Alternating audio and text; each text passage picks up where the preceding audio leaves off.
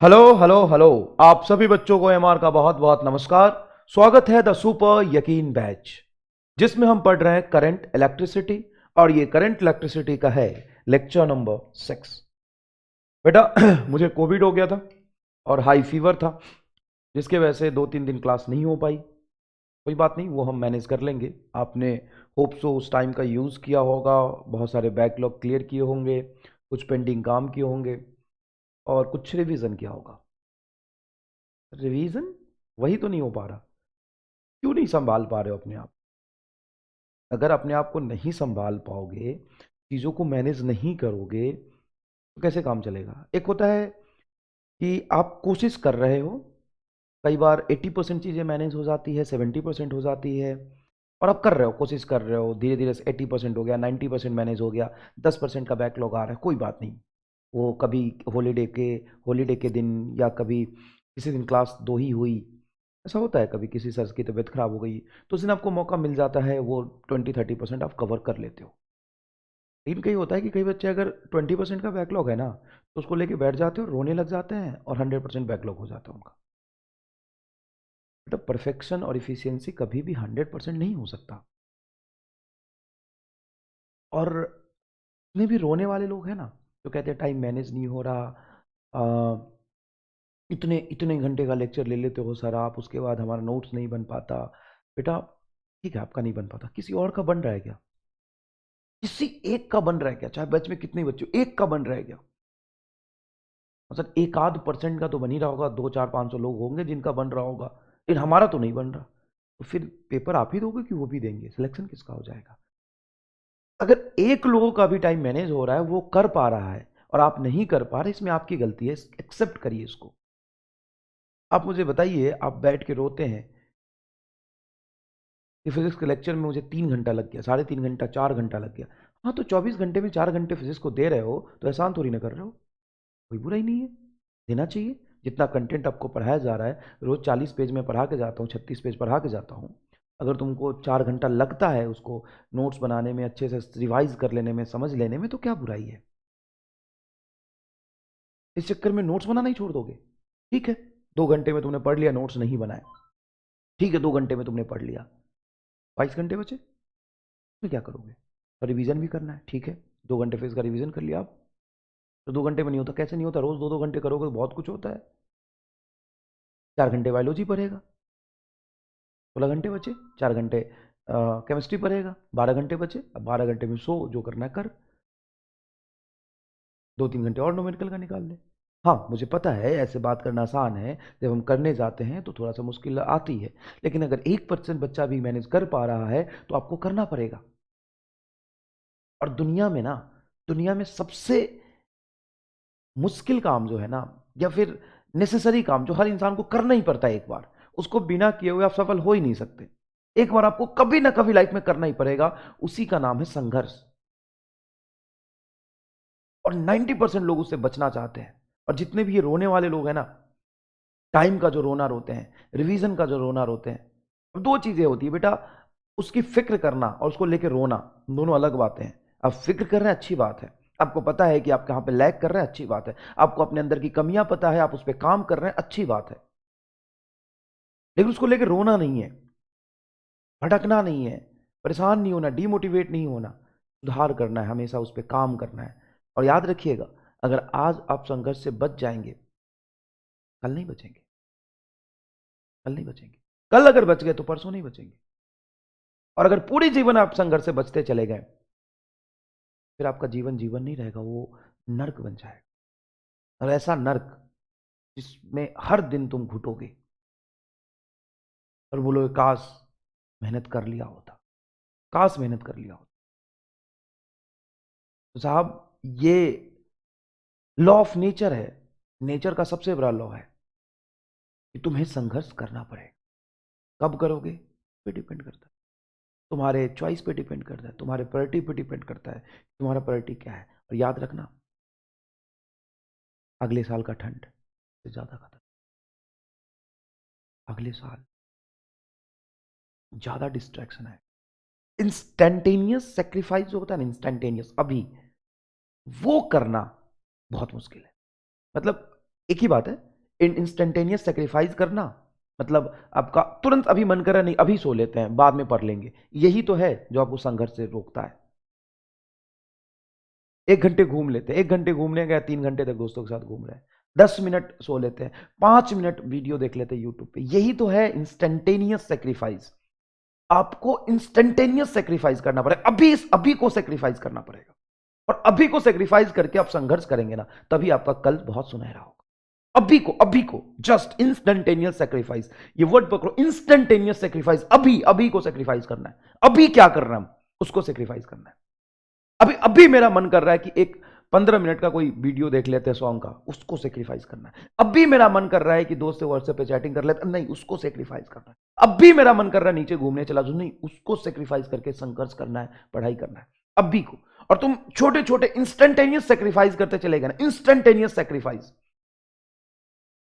छोटा छोटा instantaneous sacrifice. मेरा मन ये कर रहा है, देखो क्या वो मेरा मन पढ़ने का कर रहा है, हाँ तो पढ़ना, नीट क्वालिफाई होगा, इसको सेक्रीफाइस मत कर देना। तुम्हें पता है तुम बच्चे नहीं हो, 10वीं 7वीं क्लास, 8वीं क्लास, 9वीं 10वीं क्लास के बच्चे नहीं हो, 11th क्लास के बच्चे भी नहीं हो, तुम ड्रॉपर हो। तुमने ऑलरेडी एक बार फेल हुआ है, तुम हो चुके हो फेल एक बार। उस फेलियर से सीखो, जो कमी रह गई थी उसको पूरा करो, एक्सेप्ट करो, और इंस्टेंटेनियस सेक्रीफाइस करो, संघर्ष करो। नहीं करोगे तो लॉ ऑफ नेचर है, करा लेगा तुमसे। और मैंने पहले भी कहा है कि अपनी मर्जी से संघर्ष कर लोगे ना, वो उतना पेनफुल नहीं होगा, उसमें प्लेजर आएगा कि हाँ मैं संघर्ष कर रहा हूं क्योंकि मैं डॉक्टर बनूंगा, मेहनत कर रहा हूं क्योंकि मेरा फ्यूचर बनाना है। लेकिन जब नेचर ने तुमसे संघर्ष कराया ना, किस्मत ने संघर्ष कराया ना, उसका पेन नहीं झेल, उसमें है कि नहीं है। रोना रोना छोड़ दीजिए, रोना छोड़ दीजिए। मैं अगर जितना पढ़ा रहा हूं ना, मैं 10 घंटे तक पढ़ाऊंगा ना, तो भी तुमको करना पड़ेगा, क्योंकि मुझे पता है कि मैं 10 घंटे पढ़ाऊंगा ना, तो कहीं ना कहीं कोने में 4-5 बच्चा बैठा हुआ दुनिया के, वो कर रहा है काम, वो पागल आदमी है, वो कर रहा है। और अगर तुम नहीं कर पाए तुम फेल हो गए। अब मैं 1 घंटा पढ़ाऊं, सब बच्चे कर लिए तो क्या सिलेक्शन सबका होगा? नहीं। जब मैं 1 घंटा पढ़ाऊंगा ना, तो जो 5 पागल बच्चा है ना, पागल बच्चा जो 5 बैठा हुआ किसी ना किसी इंडिया के कोने में, वो फिर भी साला 10 घंटा पढ़ेगा। कैसे पढ़ेगा? सर आपने 1 घंटा यहां से पढ़ाया, कहीं ना कहीं से मुंह मारेगा, क्वेश्चन करेगा जाके, कहीं ना कहीं जाके मुंह मार रहा होगा। तुम्हें तो लगेगा कि मास्टर ने 1 घंटा ही पढ़ाया, हमें तो इतना ही पढ़ना है, तू तो अलग किसी कोने में बैठा हुआ है, तुम्हें तो लगेगा मास्टर ने इतना ही पढ़ाया, मुझे तो बस इतना पढ़ना है। और तुम उतना पढ़ के नोट्स बना के, लाल पीले कलम हरे कलम से नोट्स बना के खुश हो गए। लेकिन वो जो 5 बच्चा है ना, वो पागल है, वो कहीं ना कहीं कोने में बैठ के ना मेहनत कर रहा है, कहीं ना कहीं कोने में बैठ के मेहनत कर रहा है। अगर मैं 5 घंटे पढ़ाऊं तो भी वो पढ़ रहा है, अगर मैं 7 घंटे पढ़ाऊं तो भी वो पढ़ रहा है। गजब पागल है यार।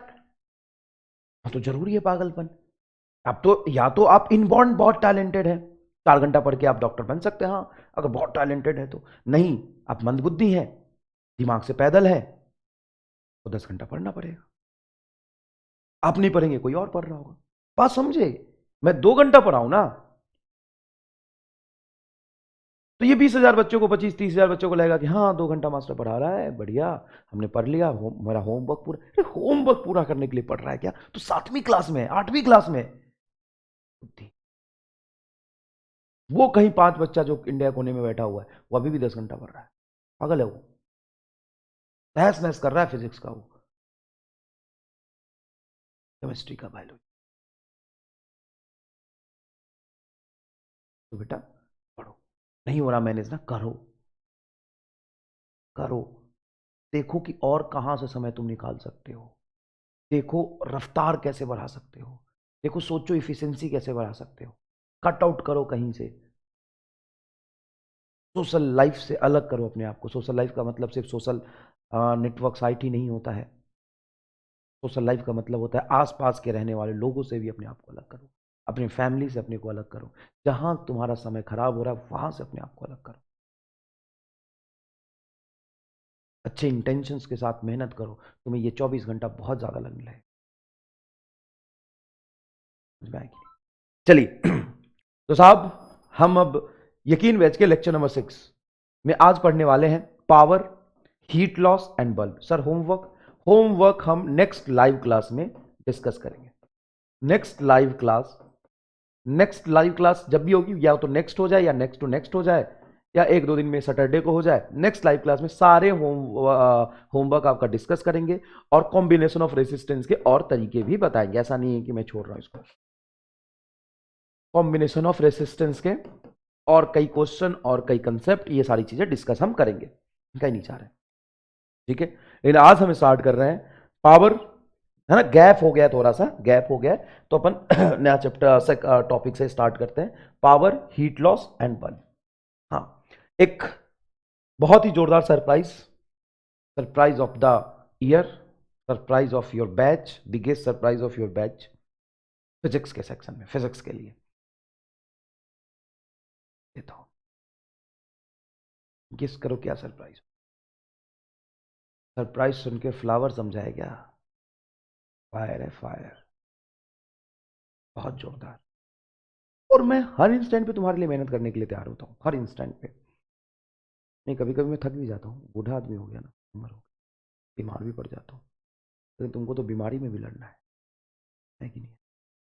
तो हमने सोचा चलो, तुम नहीं कर पा रहे हो रिवाइज, तो ये मैंडेटरी नहीं है, पहली बात, सबके लिए जरूरी नहीं है। जिसको लगता है कि हाँ इस तरीके से चलना चाहिए सर के साथ, तो वेलकम, नहीं तो कोई बात नहीं। और जैसे आप कर रहे हैं, आपकी तैयारी बढ़िया चल रही, तो करते रहिए, आप उसमें फिट रहिए, कोई ज़रूरी नहीं है। लेकिन मैंने सोचा है कि आपके लिए एक रिवीजन प्लान लेके आएंगे अपन, जिसको हम करेंगे, सिर्फ कहेंगे नहीं, करेंगे, है ना। उसके लिए थोड़ा सा ज़्यादा पेन लेना पड़ेगा, लेकिन इसको करेंगे। ये है revision square plan. Revision square plan क्या है? तो रिवीजन स्क्वायर प्लान ये है कि ऑलरेडी कंटेंट हमने बहुत पढ़ा है यार, सवाल लेकर आया तुम्हें, बहुत बहुत जोरदार सवाल। तो अब क्या बचा?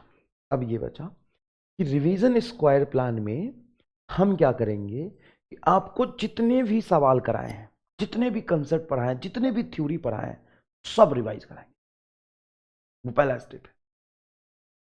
उसके बाद आपको उसी टॉपिक पे, उसी चैप्टर पे एक प्रैक्टिस सीट देंगे, और उस प्रैक्टिस सीट के सवाल फिर हम डिस्कस करेंगे क्लास में। मतलब सारा क्लास का कंटेंट आप रिवाइज भी कराओगे। हाँ, तो हो गया एक बार रिवीजन। उसके बाद हम प्रैक्टिस सीट देंगे उसी चैप्टर का, उसको भी लाइव डिस्कस करेंगे। तो ये हो गया रिवीजन स्क्वायर। तो जितना पढ़ा है सबको रिवाइज कराना कैसे पॉसिबल है? ऑलरेडी आप करा चुके होगे हर चैप्टर में, लगभग लगभग 300 सवाल कराए हैं, 250, 300, 200, 250 ऑन एन एवरेज। मिनिमम तो 200 से ज़्यादा ही सवाल करा हर चैप्टर में। करंट इलेक्ट्रिसिटी में 100 हो गए होंगे, अभी तक चैप्टर चल ही रहा है। तो चैप्टर हो गए सर 15, ऐसे करा दोगे 3000 सवाल। तो उसका एक तरीका ये है, शुरू करेंगे हम एकदम बेसिक से, यूनिट एंड डायमेंशन। शुरू करेंगे हम एकदम ही बेसिक यूनिट एंड डायमेंशन से, और हम लेके आएंगे अपने पढ़ाए हुए नोट्स, जो मैंने आपको पढ़ाया है, क्लास नोट्स, जो आपको पीडीएफ के फॉर्म में मिलता है। ठीक है, उसको तो सर हम, वो तो हमारे पास भी है। अच्छा, उसका तो हमने नोट्स में कॉपी बना के रखा है, एकदम सही। तो रिवीजन ऐसे करना है कि मेरे साथ साथ आपको चलना है। कैसे चलना है? मैं यहां पे पेज खोलूंगा पहला, तुम भी अपने नोट्स में पेज खोलोगे पहला,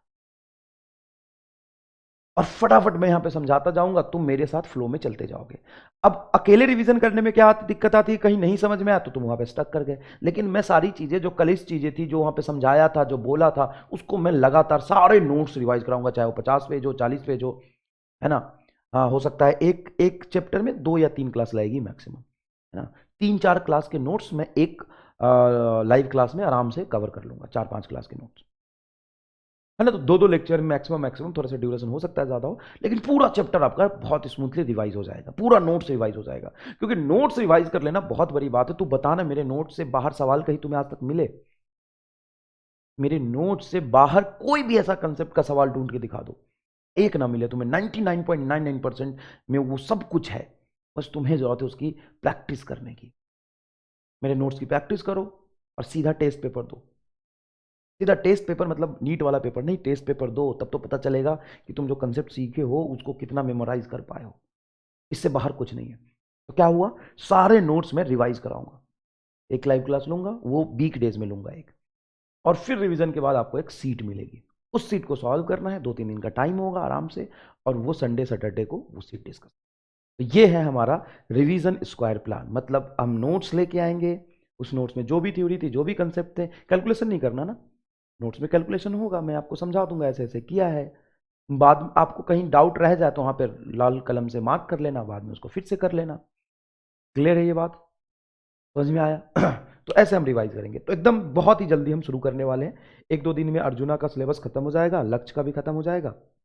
1-2 दिन में नहीं, नेक्स्ट वीक से हम इसको शुरू कर देंगे और लगातार ये चलेगा। बिल्कुल तो हम एग्जीक्यूट करेंगे और लगातार चलेगा, सारे चैप्टर में करूंगा मैं, घबराने वाली बात नहीं है। बस आप 1 वीक का मुझे टाइम दे दीजिए। लक्ष्य और अर्जुना दोनों का सिलेबस अभी रह रहा है, उन दोनों का सिलेबस खत्म करते हैं, फिर हम ये शुरू करेंगे। तो भरोसा रखिए, जोरदार चलेगा ये, मेरी जिम्मेदारी है। अगर तू नहीं करा पाया ना मैं रिवीजन, तो कहना कि सर आपने पढ़ा ही नहीं, फिर मतलब नहीं पढ़ाया, मैंने कुछ नहीं किया तुम्हारे लिए, ऐसा कराऊंगा रिवीजन जोरदार। ठीक है? तो ये हमारा revision square plan. Live class लेंगे एक, लाइव क्लास में सारे नोट्स 4-5 क्लास के आपके सामने, जो भी है आपके नोट्स में सब कुछ रिवाइज कराते चलेंगे। आप हमारे सामने बैठेंगे, सबको अंडरलाइन करेंगे, समझते चलेंगे, कोई नया पॉइंट बताएंगे, आप उसको नोट्स में ऐड करेंगे और सारे रिवाइज करते हुए आगे बढ़ेंगे। थ्योरी होगा, थ्योरी को फिर से समझाएंगे, क्या बातें बोली थी शॉर्ट में। पूरा इलेबरेट करके तो नहीं समझा सकते ना, जो 7 महीने में हमने पढ़ा है, 6 महीने में हमने सब कुछ तो एग्जैक्टली रिपीट नहीं कर सकते, जितना स्ट्रेस डाल के पहले समझा था। लेकिन पूरा रिवीजन आपका बहुत अच्छे से हो जाएगा। तो चलिए अब हम आते हैं अपने कंसेप्ट पे। Power supply by the battery. Battery कितना पावर सप्लाई करता है, वही तो जाके किसी एक्सटर्नल लोड में या एक्सटर्नल इंस्ट्रूमेंट में या रेसिस्टेंस में जाके लॉस होगा। तो पावर सप्लाई कितना करता है बैटरी, वो देख लेते हैं। वहां से हमें बहुत आसानी से समझ आ जाएगा कि क्या सप्लाई किया, जाके कितना लॉस होगा। मान लीजिए ये बैटरी है जिसका ईएमएफ है बेटा ई, पर इसका इंटरनल रेजिस्टेंस जरूरी नहीं है हर बार दे। इसका ईएमएफ है सिंपल सा ई, और यहां से चार्ज आ रहा है क्यू। कितना चार्ज फ्लो किया है, क्यू। तो डिस्चार्ज हो रहा है, हाँ सर ये डिस्चार्ज हो रहा है, तो इसने पावर सप्लाई किया है। अगर ये चार्जिंग होता तो खुद पावर लेके चार्ज होता, ये डिस्चार्ज हो रहा है तो पावर क्या करेगा, सप्लाई करेगा। तो कितना पावर सप्लाई करेगा, इसको निकालने के लिए सबसे पहले आप वर्क निकाल लीजिए, work done by the battery. Battery work कितना कर रहा है, तो साहब बैटरी वर्क कर रहा है charge into EMF, Q into E. इस ना बैटरी ने वर्क किया। अच्छा हाँ, तो rate of work done is power, dw by dt is called power, rate of work done. इसको डिफरेंशिएट कर देंगे, ये पावर सप्लाई हो जाएगा। बेटा वर्क डन पर सेकंड ही तो पावर होता है, वर्क डन पर सेकंड इज कॉल्ड पावर। हाँ, तो D by D T power होता है। हाँ, तो टोटल वर्क डन ही तो टोटल एनर्जी में कन्वर्ट होगा जो इसने बैटरी ने वर्क किया है। तो सर यहां से वर्क को हम क्यू ई लिख सकते हैं। हाँ लिखिए, क्यू इंटू ई लिखिए और इसको डिफरेंशिएट कर दीजिए। अब मुझे बताइए, जब आप इसको डिफरेंशिएट करेंगे तो दो फिजिकल क्वांटिटी है, तो क्या आपको प्रोडक्ट रूल ऑफ डिफरेंशिएशन लगाना पड़ेगा? नहीं, प्रोडक्ट रूल ऑफ डिफरेंशिएशन नहीं लगाना पड़ेगा। कारण क्या है, क्योंकि आपका ईएमएफ कांस्टेंट है। क्या है बेटा, ईएमएफ कांस्टेंट है, तो ईएमएफ बाहर आ जाएगा।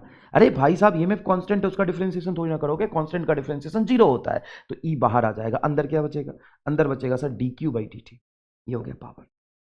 डीक्यू बाई डी क्या होता है, dq by dt तो करंट है। हाँ, तो power supply is nothing but E into V, sorry E into I. तो ई क्या है, EMF of the battery.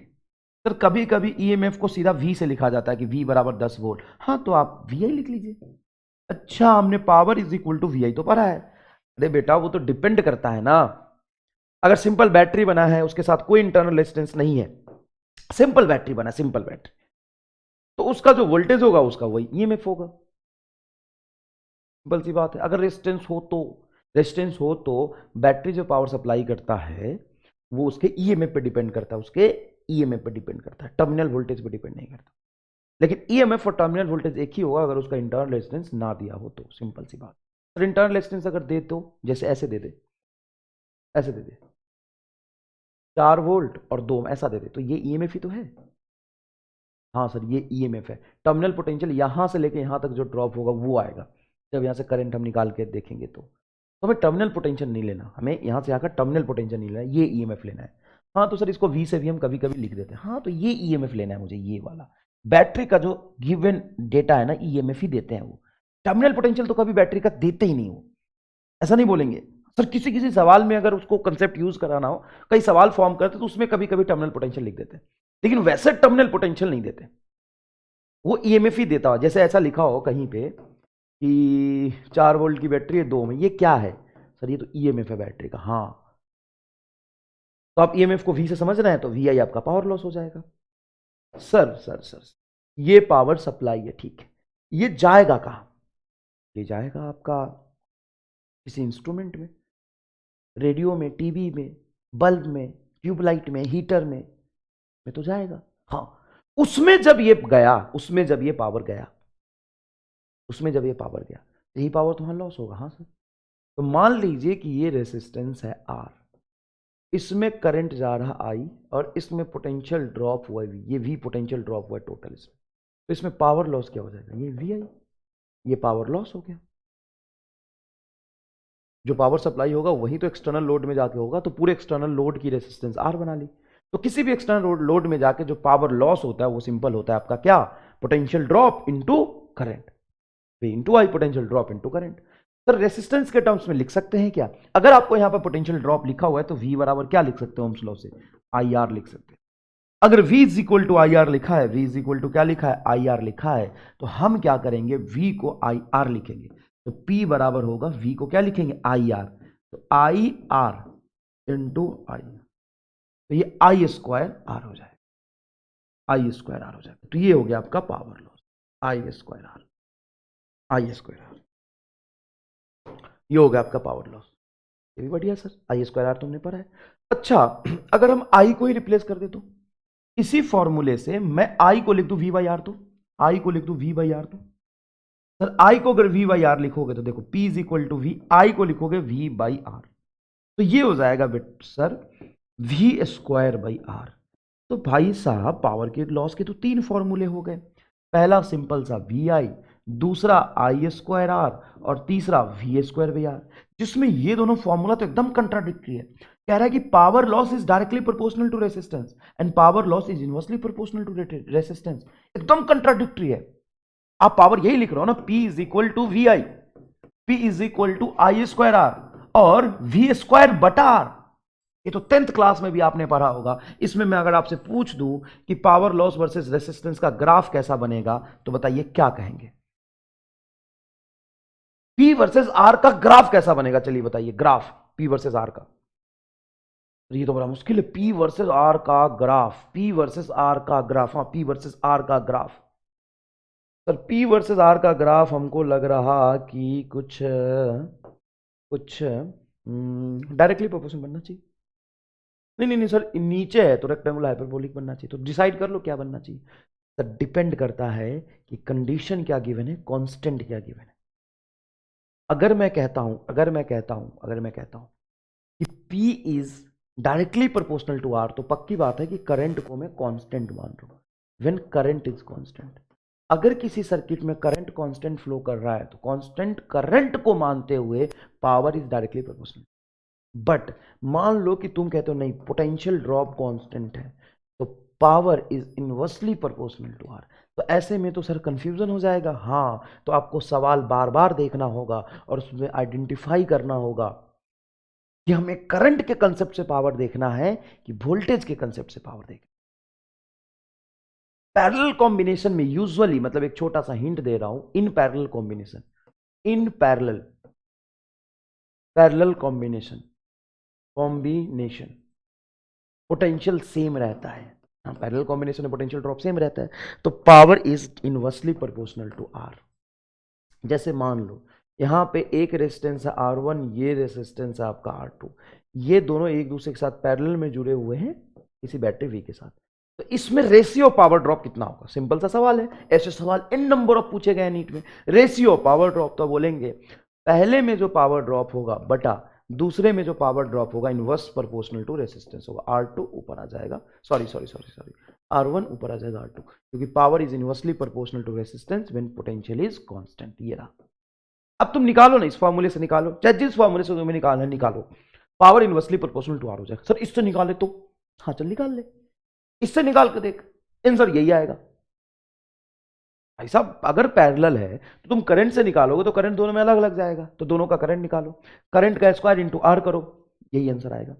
Power inversely proportional to R है। दोनों में करंट सेम जाएगा कि डिफरेंट जाएगा? चलो ये बताओ, अगर ये पैरेलल है तो करंट दोनों में सेम होगा कि डिफरेंट? सर पैरेलल कॉम्बिनेशन में करंट डिस्ट्रीब्यूट होता है, डिपेंड करता है किसका रेजिस्टेंस कम है किसका ज्यादा है। कम रेजिस्टेंस में ज्यादा करंट, ऑब्वियस सी बात है, कम रेजिस्टेंस में ज्यादा करंट। पैरेलल कॉम्बिनेशन में पोटेंशियल ड्रॉप क्या रहता है? सेम। पैरेलल कॉम्बिनेशन में पोटेंशियल ड्रॉप क्या रहता है? सेम। तो सर अगर पोटेंशियल सेम है तो हम पावर का ये फॉर्मूला यूज कर लेंगे, तो power is inversely proportional to R होगा। समझने की कोशिश करिए बेटा, तो ये आएगा। लेकिन अगर सीरीज कॉम्बिनेशन हो, इन सीरीज कॉम्बिनेशन, अब उसमें आपका पावर लॉस का फॉर्मूला पूछा। देखिए ये रहा आपका एक, ये रहा आपका रेजिस्टेंस R1, ये रहा आपका R2। करंट इसमें सेम जा रहा है, करंट सेम जा रहा, दोनों में करंट तो सेम ही फ्लो करेगा सीरीज में है तो power is directly proportional to आपका हो जाएगा R। अब फॉर्मूला यूज करेंगे, P is equal to I square R. ठीक है, तो यहां से पहले में पावर रेजिस्टेंस पावर ड्रॉप बटा दूसरे में पावर ड्रॉप रेसिस्टेंस के प्रोपोर्शनल होगा, मतलब R1 बटा R2। Very simple, very simple. अब मान लो तुमसे ये सवाल पूछता है कहीं आगे जाके कि सर ये बता दीजिए कि एक रेसिस्टेंस ऐसे मैंने बनाया है, ये 2 ओम है, ये 8 ओम है, यहाँ पे मैंने एक बैटरी जोड़ दी है 8 वोल्ट का या 10 वोल्ट का, किसी भी तरह का 10 वोल्ट का बैटरी जोड़ दिया है। मुझे इन दोनों ही रेसिस्टेंस में पावर ड्रॉप का रेशियो निकालना है, P1 और P2 का रेशियो निकालना है। पावर ड्रॉप, पावर लॉस का रेशियो निकालना है। तो रेशियो निकालने के लिए पूरा सॉल्व करने की जरूरत ही नहीं है। रेशियो निकालने के लिए कई बार रेशियो बेस्ड सवाल पूछते हैं, पूरा सॉल्व करने की जरूरत ही नहीं है। सर कैसे? करंट से सॉल्व कर ले क्या? करंट दोनों में सेम है, करंट दोनों में सेम है। पोटेंशियल ड्रॉप दोनों में सेम होगा नहीं, नहीं सर करंट दोनों में सेम है। तो चलो सॉल्यूशन करते हैं। करंट अगर सेम है तो क्या कहोगे? आई स्क्वायर आर का फॉर्मूला यूज करेंगे, तो P1 by P2 is directly proportional to R. इसमें हो जाएगा 2, इसमें हो जाएगा आपका 8, काट दो 1/4। ओ ही दादा, तो ना तो हमने यहाँ पे करंट निकाला, ना ही हमने दोनों में पोटेंशियल ड्रॉप निकाला, ना ही हमने इंडिविजुअल पावर ड्रॉप निकाला, हमने सीधा आंसर निकाला 1:4। नहीं नहीं सर करके दिखाओ कि सच में पावर ड्रॉप एक्चुअल में यह इतना आएगा क्या? हाँ बेटा एक्चुअल में आएगा इतना, तभी तो लिखा है एक्चुअल में इतना ही आएगा। सॉल्व करके देखिए। चलिए मजदूरी कर देते हैं आपके लिए, हम मजदूरी कर देते हैं। सर्किट का इक्विवेलेंट बताइए। तो सर्किट का सर आर इक्विवेलेंट हो जाएगा 8 और 2 10, 10 हो, 10 हो। तो करंट कितना हो जाएगा? सर करंट हो जाएगा 10/10, 10/10 1 एम्पियर हो जाएगा।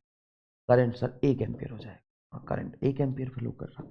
तो पहले में पावर ड्रॉप क्या हो जाएगा? तो करंट तो आ गया सर, इतना ही करंट तो सर्किट में बह रहा है, यही इससे जाएगा। तो पहले में पावर ड्रॉप हो जाएगा आई स्क्वायर इंटू आर। आई बताओ सर, एक का होल स्क्वायर तो एक ही रहेगा। आर बताओ, तो सर आर है 2, 2 इज इक्वल टू 2 वोल्ट। हाँ सर ठीक है। दूसरे में पावर बताओ, आई स्क्वायर इंटू R2, तो आई तो एक ही आया है तो कोई दिक्कत ही नहीं है, ये हो जाएगा आपका 8 वोल्ट। अब दोनों का रेशियो निकाल लो, 2/8 इज इक्वल टू 1/4। फील आया? हाँ सर ये ठीक लग रहा। अब दिखा कि एक्चुअल में पावर ड्रॉप हुआ है 2 वाट और 8 वाट, उसमें तो फील ही नहीं आया था, सीधा आंसर लिख दिया था आपने। अरे बेटा करंट दोनों में सेम है तो यहाँ निकालो ना, करंट चाहे जितना भी फ्लो करेगा, अगर तुम रेशियो निकाल रहे हो तो आई स्क्वायर से आई स्क्वायर कटेगा। तो सर वो तो रेशियो निकालेंगे तब ना, अगर हम डायरेक्ट निकाले, मुझे पावर ही निकालना पड़े तो ये करना पड़ेगा। तो जब करना ही पड़ेगा तो आओ, मजदूरी 1 मजदूरी 2। मजदूरी 2 क्यों? हम इसको और दूसरे तरीके से भी देखते हैं। सर जरूरी है क्या देखना? चलो ना देखते हैं, अच्छा लगेगा तुम्हें, थोड़ा फील आएगा कि अच्छा ऐसे भी निकाल सकते। एक बात बताओ, सीरीज में हाँ सर पावर ड्रॉप सेम होगा कि अलग अलग? सर अलग अलग होगा। सॉरी पोटेंशियल ड्रॉप सेम होगा कि अलग अलग? पोटेंशियल ड्रॉप तो अलग अलग होगा। पोटेंशियल ड्रॉप क्या होगा? अलग अलग होगा। मानते इसमें पोटेंशियल ड्रॉप आपका हो रहा कुछ x, इसमें पोटेंशियल ड्रॉप होगा 4x। ये कहाँ से आ गया? ये आ गया आपका, करंट अगर सेम है तो V बराबर आई आर, V बराबर आई आर, आर के प्रोपोर्शनल में पोटेंशियल ड्रॉप होता है। हाँ, तो पोटेंशियल ड्रॉप x, यहाँ पे होगा 4x, ये तो तय बात है। हाँ, इसमें पावर ड्रॉप अगर मैं लिखूं, पोटेंशियल मुझे पता चल गया x है और इसका रेजिस्टेंस है 2, इसमें पावर ड्रॉप मैं लिख सकता हूं v स्क्वायर मतलब x स्क्वायर बटा 2, ये भी ठीक है, बटा P2 निकाल लेता हूं, तो P2 कितना आ जाएगा, तो P2 आ जाएगा बेटा 4x वी स्क्वायर बटा 8, तो 4x का होल स्क्वायर, 4x का होल स्क्वायर बटा 8। अच्छे से देखोगे तो बटा 8 जो है ऊपर चला जाएगा, 2 नीचे आएगा, तो ये हो जाएगा तुम्हारा एक्स स्क्वायर मल्टीप्लाई 8, देखो ये 8 ऊपर चला गया, 2 नीचे आएगा, 2 मल्टीप्लाई 16x स्क्वायर, इससे ये कटेगा, हाँ 8 से 2 काटोगे, 8 से 16 काटोगे तो 2 आएगा, 2 दूना 4, 1/4, यहाँ से भी 1/4, हाँ यहाँ से निकालना, अब मजदूरी कर रहा था तो कर, P1/P2, P1 आया 2 वाट, 8 आया 8 वाट, 1/4, यहाँ से क्या है 1/4। तो मेरा मकसद ये नहीं है कि नीट में तुम 3 बार करके देखोगे, तुम ये देखो कि फिजिक्स में ये जो करंट इलेक्ट्रिसिटी सेक्शन है ये कितना ही कंसेप्चुअल है, कितने तरीके से आप सवाल को अटेम्प्ट कर सकते हैं, कितने अलग अलग तरीके से आप सवाल को अटेम्प्ट कर सकते हैं। एक ही सवाल था, 3 तरीके से किया, कोई थोड़ा आसान होगा, कोई 2 लाइन कम होगा, कोई 2 लाइन ज्यादा होगा, और जो हाईली कंसेप्चुअल है वो तो सीधा 1 लाइन में आंसर ही होगा। ये बात आप यहां से समझ रहे होंगे कि हमारे पास 2 फॉर्मूला है, आई स्क्वायर आर और वी स्क्वायर आर, हमें इंटेलिजेंटली ये देखना पड़ेगा, पैरेलल कॉम्बिनेशन में है तो वी सेम रख के निकालेंगे और सीरीज कॉम्बिनेशन में है तो आर सेम रख के निकालेंगे। अब एक छोटा सा सवाल, find ratio of heat loss in both cases, दोनों केसेस में हीट लॉस का फॉर्मूला क्या होगा। रेजिस्टेंस है 2, करंट जा रहा है 2T, नहीं ratio of power loss not heat loss, क्योंकि हीट निकालने के लिए फिर टाइम चाहिए होगा, मैं बताता हूं जूल्स लॉ फिटिंग इफेक्ट में। इसमें पावर लॉस P1 और इसमें पावर लॉस P2 का रेशियो बताइए, इसमें कांस्टेंट करंट जा रहा है, इसमें वेरिएबल करंट I बराबर 2T, तो वेरिएबल करंट में अब हम पावर कैसे निकालेंगे, ये हमारा सवाल है। वेरिएबल करंट में हम पावर कैसे निकालेंगे, नहीं पर सेकेंड हमने निकालना है ना, रुक जाओ, हीट लॉस ही रहने दो, इसको 1 मिनट में करता हूँ, हीट लॉस ही करने रहने दो, क्योंकि हीट लॉस ही एक्चुअल में निकाल पाएंगे। मैं बताता हूँ heat loss in both cases in 2 second, 2 second में हीट लॉस, एक बार अटेम्प्ट करो, मैं आता हूँ।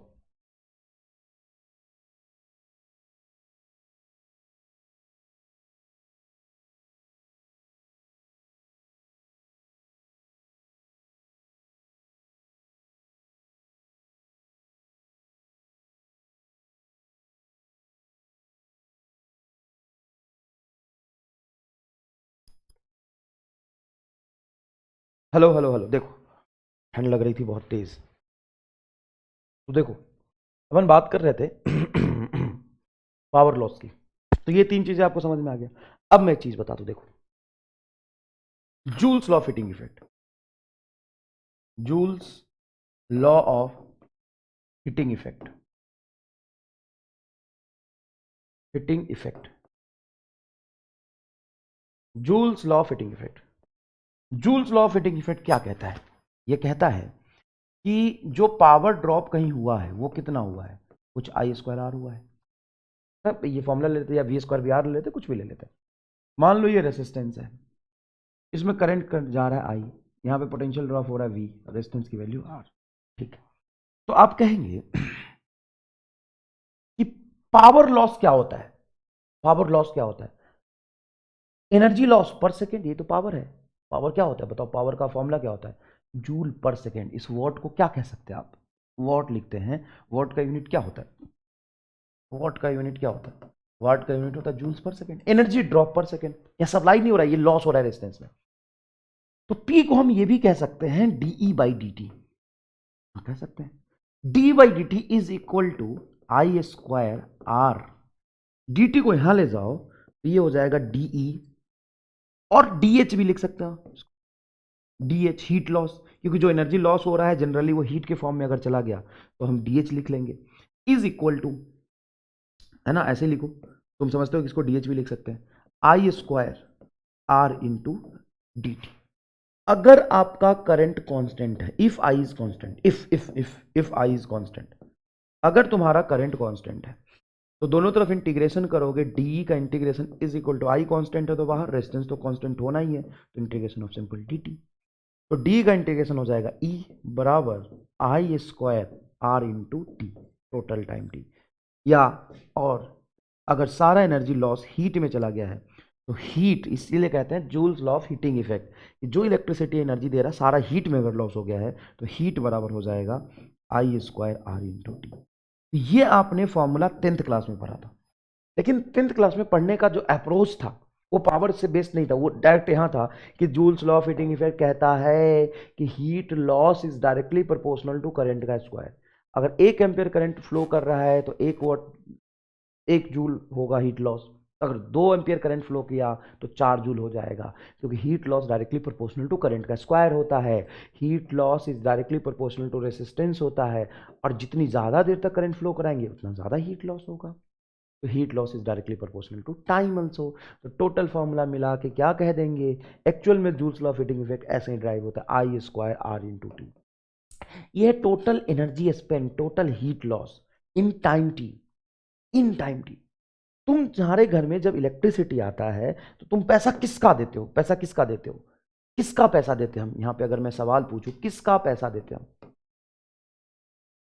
किसका पैसा देते हैं? पैसा, पैसा देते हैं, पैसा देते हैं मतलब पहला करंट का, जो हमारे घर में करंट आया है, या दूसरा हम पैसा देते हैं वोल्टेज का, जो हमारे घर में वोल्टेज सप्लाई हो रहा है, या हम पैसा देते हैं पावर का, या हम पैसा देते हैं एनर्जी का। हम किसका पैसा देते हैं? हमारे घर में क्या आता है एक्चुअल में? हमारे घर में करंट आता है सर। नहीं नहीं, हमारे घर में तो वोल्टेज आता है, 220 वोल्ट आता है। नहीं, हमारे घर में तो पावर ड्रॉप होता है, पावर का पैसा देते हैं कि हम एनर्जी का पैसा देते हैं? हम एक्चुअल में पैसा किस चीज़ का देते हैं? सीधा इसे पूछना, हम पैसा किस चीज़ का देते हैं पापा? करंट का देते हैं कि वोल्टेज का देते हैं कि पावर का देते हैं कि एनर्जी का देते हैं? हम पैसा आखिर देते किस चीज़ का है, ये सवाल है हमारा। पैसा किस चीज़ का देते हैं? पैसा, हम पैसा देते हैं बेटा एनर्जी का। हम करंट का पैसा नहीं देते, हम वोल्टेज का पैसा नहीं देते, हम पावर का पैसा नहीं देते, हम देते हैं एनर्जी का पैसा। उस पर जो रीडिंग होता है वो किस में होता है? किलो वॉट आवर बिला, मल्टीप्लाई में hour, kilo watt hour, 1 unit. ऐसे एनर्जी इज इक्वल टू, देखिएगा ध्यान से, energy is equal to I square R T. I square R तो तुम्हारा पावर था, हाँ सर ये वॉट था, और टाइम हो गया आवर। पावर तो सिर्फ ये बताता है ना कितना एनर्जी लॉस हो रहा है पर सेकंड, पर सेकंड कितना एनर्जी लॉस हो रहा है। यहां पे यूनिट लिखते हो वोट को तो क्या लिखते हो? Vote is vote, vote is energy मतलब जूल पर सेकंड। एनर्जी बटा टाइम होता है पावर, एनर्जी बटा टाइम होता है पावर, तो एनर्जी बराबर क्या हो गया? Watt into second. इसलिए हम इसका यूनिट लिखते हैं watt, kilo watt hour, watt into hour. Watt second लिख लो, वो तो प्रैक्टिकल यूनिट है 1 यूनिट को डिफाइन करने के लिए। तो हम 1 यूनिट का जो पैसा देते हैं ना वो 1 किलो वॉट पर आवर होता है। समझ में आया कि नहीं है? हाँ सर। तो हीट इज इक्वल टू क्या हो जाएगा? I square R into T. H is equal to I square into power क्या होगा? Simple I square R, simple सी बात है। लेकिन ये सारी कहानी तब जब करंट आपकी क्या होगी? कांस्टेंट, तब ये कहानी चलेगी। अगर वेरिएबल करंट हुआ तो, इफ I वेरिएबल है, I आपका क्या है? वेरिएबल है। अगर बेटा करंट वेरिएबल है तो D का इंटीग्रेशन इधर हो जाएगा simple, E is equal to R बाहर आएगा, I स्क्वायर अंदर ही रहेगा, I स्क्वायर इंटू। तो करंट वेरिएबल मतलब करंट टाइम पे डिपेंड कर रहा। अगर करंट टाइम पे डिपेंड कर रहा है तो करंट इंटीग्रेशन से बाहर नहीं जाएगा, तो करंट को अंदर रख के इंटीग्रेशन करना पड़ेगा। तो सिंपल इसको हम dt तो नहीं लिख सकते, करंट कांस्टेंट होता तो बाहर ले आते। तो ये जो फॉर्मूला पढ़ते हैं ना, H is equal to I square R T, ये कांस्टेंट करंट डीसी करंट के लिए डिफाइंड होता है। कांस्टेंट करंट, अगर डीसी में भी फ्लक्चुएटिंग है करंट, वेरी कर रहा है करंट, तो हम इस फॉर्मूले से जाएंगे। फील आया यहां पे joules law of heating effect का? क्या आपको हीट लॉस का कंसेप्ट समझ में आ गया? अब देखिए आप आगे, ये देखिए, find ratio of heat loss in both cases in 2 second. Heat loss का रेशियो, सर पावर का रेशियो क्यों नहीं पूछा आपने? पावर ड्रॉप का तो रेशियो पूछ लेते। बेटा पावर ड्रॉप कब निकलता है? इसी 1 सेकेंड का। हर इंस्टेंट पे इसका पावर ड्रॉप सेम है कि अलग अलग है? इसीलिए मैंने पहले वो समझा, हर सेकेंड मतलब what is power loss? Energy पर सेकेंड। तो किसी 1 सेकंड में अभी जो एनर्जी लॉस हुआ है, क्या थोड़ी देर बाद वही होगा? नहीं, अगले सेकंड में एनर्जी लॉस दूसरा है, फिर थोड़ी देर बाद एनर्जी लॉस दूसरा है, क्योंकि करंट बढ़ रहा है। तो हम यहां पे हीट लॉस निकाल सकते हैं कि 2 सेकंड में टोटल हीट लॉस कितना हुआ, ये बता दो। चलो तो इसमें 2 सेकंड में टोटल हीट लॉस, इसमें 2 सेकंड में टोटल हीट लॉस। तो इसमें कांस्टेंट करंट वाला फॉर्मूला आएगा। केस 2 को पहले सॉल्व कर लो, ये केस 2 है तुम्हारा, पहले सॉल्व कर लो। केस 2 हो जाएगा H is equal to simple I square R into T. तो बताओ आई क्या है सर, 2 एम्पियर है, 2 का होल स्क्वायर 4। आर बोलो, आर भी 2 है सर। टाइम बोलो, टाइम भी 2 है सर। तो ये हो गया 4 दूना 8 दूना 16, 16 वॉट इज आंसर। कितना जोरदार है वोट। एक मिनट 16 जूल, आई स्क्वायर आर टी है 16 जूल। क्या टोटल एनर्जी केस 1 में बताओ। तो साहब केस 1 में आपका हो जाएगा, केस 1 में हो जाएगा H is equal to I square R T ना, ये नहीं लगेगा, ये लगेगा डी एच। जैसे डी लिखते हैं ना, D H is equal to R बाहर भले ही निकाल लो क्योंकि आर तो कांस्टेंट है, लेकिन आई स्क्वायर इंटू डी टी ऐसा होगा। दोनों तरफ इंटीग्रेशन करेंगे, डी एच का इंटीग्रेशन होगा एच। आर बोलो सर, आर तो यहाँ 2 में, ठीक है। आई बोलो सर, आई 2t है, तो ये होगा 2t का whole square into D T. कहाँ से कहाँ तक, 2 सेकेंड में, तो 0 से 2 का होल स्क्वायर क्या होगा 4, 4 भी बाहर आ जाएगा, तो 4 दूना 8। देखो 2 का होल स्क्वायर 4, 4 कॉन्स्टेंट है, बाहर आएगा 8, ठीक है। अंदर बचेगा T square into D T. तो टी स्क्वायर का इंटीग्रेशन क्या होगा सर, टी का पावर 3/3। लिमिट रखेंगे 0 से, तो सर ये हो जाएगा कुछ 8 मल्टीप्लाई, यहाँ पे आप रखोगे 2 का पावर 3, तो 2 गुना 2 गुना 2, तो ये भी आ जाएगा 8/3। तो ये हो जाएगा आपका 64/3 वॉट, 64/3 वॉट, सॉरी जूल। ये जो एनर्जी आया है पहले के कंपेयर में थोड़ा ज्यादा है क्या, हाँ। तो यहाँ पे करंट कांस्टेंट फ्लो कर रहा है लगातार 2 एम्पियर, लेकिन यहाँ पे करंट वैरी करेगा। अगर आप 0 सेकंड पे देखोगे तो करंट 0 होगा, फिर हाफ सेकंड में देखोगे तो हाफ, तो करंट 1 एम्पियर होगा। 1 सेकंड में देखोगे तो करंट 2 एम्पियर होगा, 2 सेकंड में देखोगे तो करंट 4 एम्पियर होगा। तो करंट पहले कम है फिर ज़्यादा है, पहले कम पावर लॉस हुआ होगा फिर थोड़ा ज़्यादा हुआ होगा, उसका एवरेज पावर यह है टोटल 2 सेकंड का, सॉरी टोटल 2 सेकंड का टोटल एनर्जी लॉस कितना है। पहले पावर लॉस कम हो रहा था, बाद में पावर लॉस बढ़ गया क्योंकि करंट बढ़ रहा है। तो टोटल एनर्जी लॉस जो आया है 2 सेकंड का वो इतना है। और यहां पे टोटल एनर्जी लॉस जो आया है क्या है बेटा, टोटल एनर्जी लॉस वो आया है आपका 2 सेकंड में 16 जूल। तो अप्रोच देख रहे हैं अलग अलग। कांस्टेंट करंट में कैसे करेंगे, simple I square R T. तो 90% सवाल, 95% सवाल इसी पे पूछते हैं। 1-2% सवाल पूछा, नीट में भी 1-2 पूछा गया, अभी तक 1 ही 2 पूछा गया, इस पे भी पूछते हैं। तो आपको ये पता होना चाहिए कि कांस्टेंट करंट में कैसे जाएंगे, वेरिएबल करंट में हम कैसे जाएंगे। अब एक सिंपल सा सवाल है, power loss in 8 ohm and 4 ohm, find power loss. Ratio नहीं पूछा है, रेशियो नहीं पूछा है, रेशियो नहीं पूछा है, क्या बोला है, power loss in 8 ohm and 4 ohm. 8 ohm and 4 ohm में पावर लॉस बताइए कैसे करेंगे सर। बहुत सारे तरीके, बहुत सारे तरीके, कंसेप्ट ही है, यही है तरीके, कंसेप्ट है, कंसेप्ट मेन कंसेप्ट। पता नहीं तुम गलत समझने लगते हो। बेटा एक बात बताओ सर, ये वी तो आपने दिया नहीं, 24 वोल्ट ले लो, 8 4 12 24 वोल्ट ले लो, 24 वोल्ट की बैटरी है। तो करंट कैसे निकाल लो, पहले करंट कैसे निकालो, सिंपल तो सर्किट है, आर इक्विवेलेंट निकाल लो। आर इक्विवेलेंट हो जाएगा 8 4 12 ओम, तो करंट हो जाएगा 24/12 2 एम्पियर। हाँ एकदम सही है, 2 एम्पियर करंट हो जाएगा। तो पावर अगर 8 ओम से निकालोगे तो आई स्क्वायर इंटू आर, पावर ही पूछा है, power loss. Power loss time पे डिपेंड नहीं करता है, पावर लॉस टाइम पे डिपेंड नहीं करता है, मतलब नहीं समझ में आया। पावर लॉस तो किसी इंस्टेंट पे बनेगी, अभी 1 सेकंड में कितना हुआ तो निकालना है हमें। 2 घंटे का पावर थोड़ी ना निकाल सकते हो, 2 घंटे का तो एनर्जी निकालते हैं हम 2 घंटे। पावर लॉस होता है एनर्जी लॉस पर सेकंड, अभी पर सेकंड कितना हुआ, अभी कितना हुआ, अभी इंस्टेंट पे कितना हुआ वो है। तो आई आपका आ गया 2, तो 2 का होल स्क्वायर 4 और 8, तो 8, 8 चौक 32 वाट। और 4 ओम से देखोगे, वैसे तो करंट सेम जा रहा तो डायरेक्टली प्रोपोर्शनल होगा, तो 16 वाट आना चाहिए, वैसे देख लेते हैं। आई स्क्वायर इंटू आर, आई कितना है 2, 2 का होल स्क्वायर 4 और आर की वैल्यू 4, 4 इंटू 4 16 वाट। सही है, बहुत ईजी है। ऐसे हम पावर निकालते हैं। पोटेंशियल ड्रॉप के मेथड से भी निकाल सकते हैं, उसमें करंट निकालने की आपको जरूरत नहीं पड़ेगी, पोटेंशियल ड्रॉप के मेथड से भी निकाल लेंगे। इसका पोटेंशियल ड्रॉप अगर x है तो इसमें 2x होगा, तो सर x और 2x बराबर 24 वोल्ट होगा। हाँ x और 2x बराबर 24 वोल्ट, एग्जैक्ट निकल जाएगा, ऐसी बात नहीं है। मजदूरी 2 कर देता हूं, लो बेटा। और हमें दोनों तरीके से सीखना चाहिए क्योंकि दोनों कंसेप्ट ही हैं। इसमें अगर x हो रहा है पावर ड्रॉप तो इसमें 2x होगा। क्या समझे? क्योंकि करंट सेम जा रहा तो v बराबर आई आर होता है। ये तो हो गई। x और 2x बराबर क्या हो जाएगा सर? x प्लस 2x बराबर हो जाएगा टोटल पोटेंशियल ड्रॉप 24 वोल्ट है। तो सर ये 3x बराबर 24, x बराबर आ गया 8 वोल्ट। हाँ, तो पहले का पावर ड्रॉप लिख लो, वी स्क्वायर बटा आर, एक्स स्क्वायर बटा 8 ओम से निकाल रहे हैं तो 8, ये हो गया 8 का होल स्क्वायर 64 बटा 8, तो 8 वोट आ रहा। लेकिन आपका तो 32 वोट आया है। रुक जाओ, कुछ गड़बड़ किया होगा हमने। 8 ओम में 2x है 8 ओम में कितना पोटेंशियल ड्रॉप है? 2x। तो होल स्क्वायर किसका करोगे? 2x का।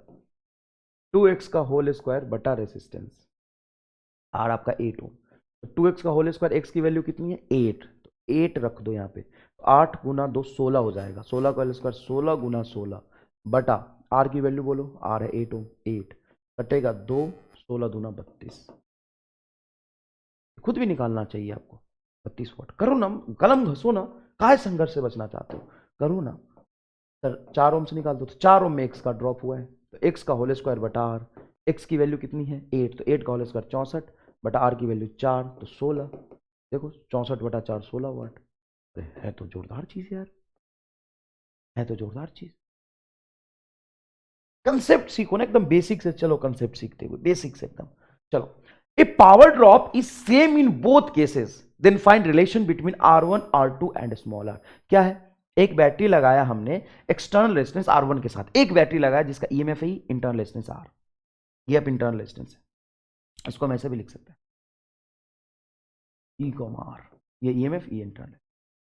और दूसरा बैटरी लगाया हमने सेम, मतलब बैटरी वही रहा, हाँ, रेसिस्टेंस अलग अलग लगा दिया। ये R1 है, वो R2 है। देखिए ER R1, ER R2। If power drop is same in both cases, then find relation between R1 R2 and small. कैसे हो सकता है यार? दोनों केस में हमने बैटरी सेम रखा और रेसिस्टेंस अलग अलग रखा, तो पावर ड्रॉप तो अलग ही आना चाहिए। एक ही बैटरी से दो अलग अलग रेसिस्टेंस में पावर ड्रॉप सेम कैसे आ जाएगा यार? ये तो महान बकलोली वाली बात है। एक ही बैटरी से दो अलग अलग रेजिस्टेंस में पावर ड्रॉप सेम कैसे आ जाएगा? तुम्हें नहीं लग रहा कि अजीब बात है सर? पावर ड्रॉप जब हम निकालेंगे तो एक ही बैटरी से दो अलग अलग रेजिस्टर में पावर ड्रॉप अलग अलग आएगा, नहीं?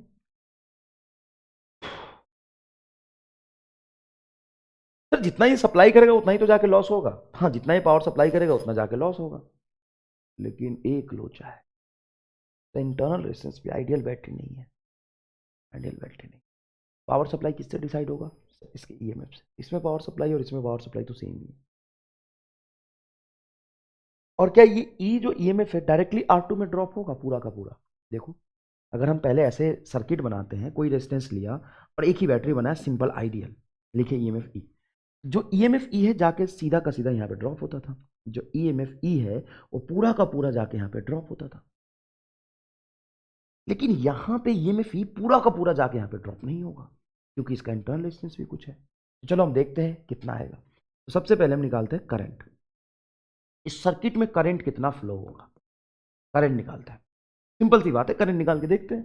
तो करंट आता है ईएमएफ बटा रेजिस्टेंस। इस पूरे क्लोज लूप में देखोगे घूम के तो बेटा ये कैपिटल R1 और ये छोटा सा इंटरनल रेजिस्टेंस R दोनों सीरीज में। हाँ, टोटल ईएमएफ सर्किट का ई और resistance capital R1 plus small r। ये आ गया इस सर्किट में सर करंट I1। इसमें पावर लॉस P1 निकाल लो। P1 क्या होगा? I1 का whole square into R1। I1 बोलो, ये रहा सर, तो ये आ गया ई बटा R1 प्लस स्मॉल r का होल स्क्वायर इंटू R1। ये आया सर P1। और उसी तरीके से यहां निकालोगे तो करंट मान लो कुछ I2 फ्लो कर रहा, तो इसका करंट I2 कितना होगा सर? ईएमएफ ई बटा resistance R2 plus small r। तो पावर कितना हो जाएगा? P2 सर, I2 का होल स्क्वायर इंटू R2। तो ई बटा R2 प्लस स्मॉल r का होल स्क्वायर इंटू R2।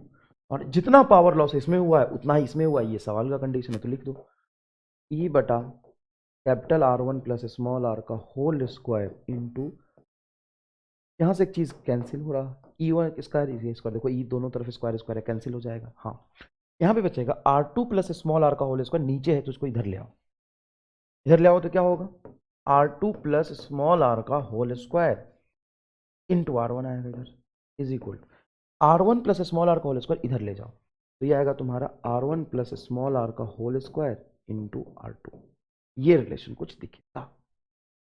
अभी क्या करें, अभी क्या करें सर, एक काम करते हैं, या तो होल स्क्वायर कर लेते हैं और R2 को अंदर मल्टीप्लाई कर लेते हैं, ऐसे कर लेते हैं, होल स्क्वायर कर लो तो ये हो जाएगा R1 का square plus small R square plus 2R1 into small R, 2R1 into small R, ठीक है, इंटू R2 इंटू बाहर में है R2। या अगर हम इसका स्क्वायर कैंसिल कर दे दोनों तरफ, ये इसमें तो स्क्वायर है नहीं, स्क्वायर तो इसमें और इसमें, दोनों स्क्वायर कटेगा तो यहाँ और यहाँ रूट आ जाएगा, ये कर लो, ज़्यादा बेहतर है। R1 प्लस स्मॉल आर, ये आ जाएगा रूट R2। देखो बेटा, स्क्वायर, इस स्क्वायर को इधर ले आओ, इस स्क्वायर को अगर तुम देखो ना, दोनों तरफ स्क्वायर है, दोनों का स्क्वायर से स्क्वायर काट सकते हैं ना वैसे, तो कट जाएगा, लेकिन यहाँ पे तो स्क्वायर था नहीं, तो यहाँ पे रूट आ जाएगा, अभी क्या आ जाएगा, रूट आ जाएगा, is equal to R2 plus small R into root R1। अब इस रूट R1 को और जैसे रूट R2 को अंदर ले जाइए, तो ये क्या बनेगा, R1 root R2 plus small R root R2 is equal to R2 root R1 plus small R root R1, ये बनेगा। कुछ कैंसिल हो रहा क्या, R2 रूट R1 नहीं हो रहा कैंसिल, नहीं हो रहा कैंसिल,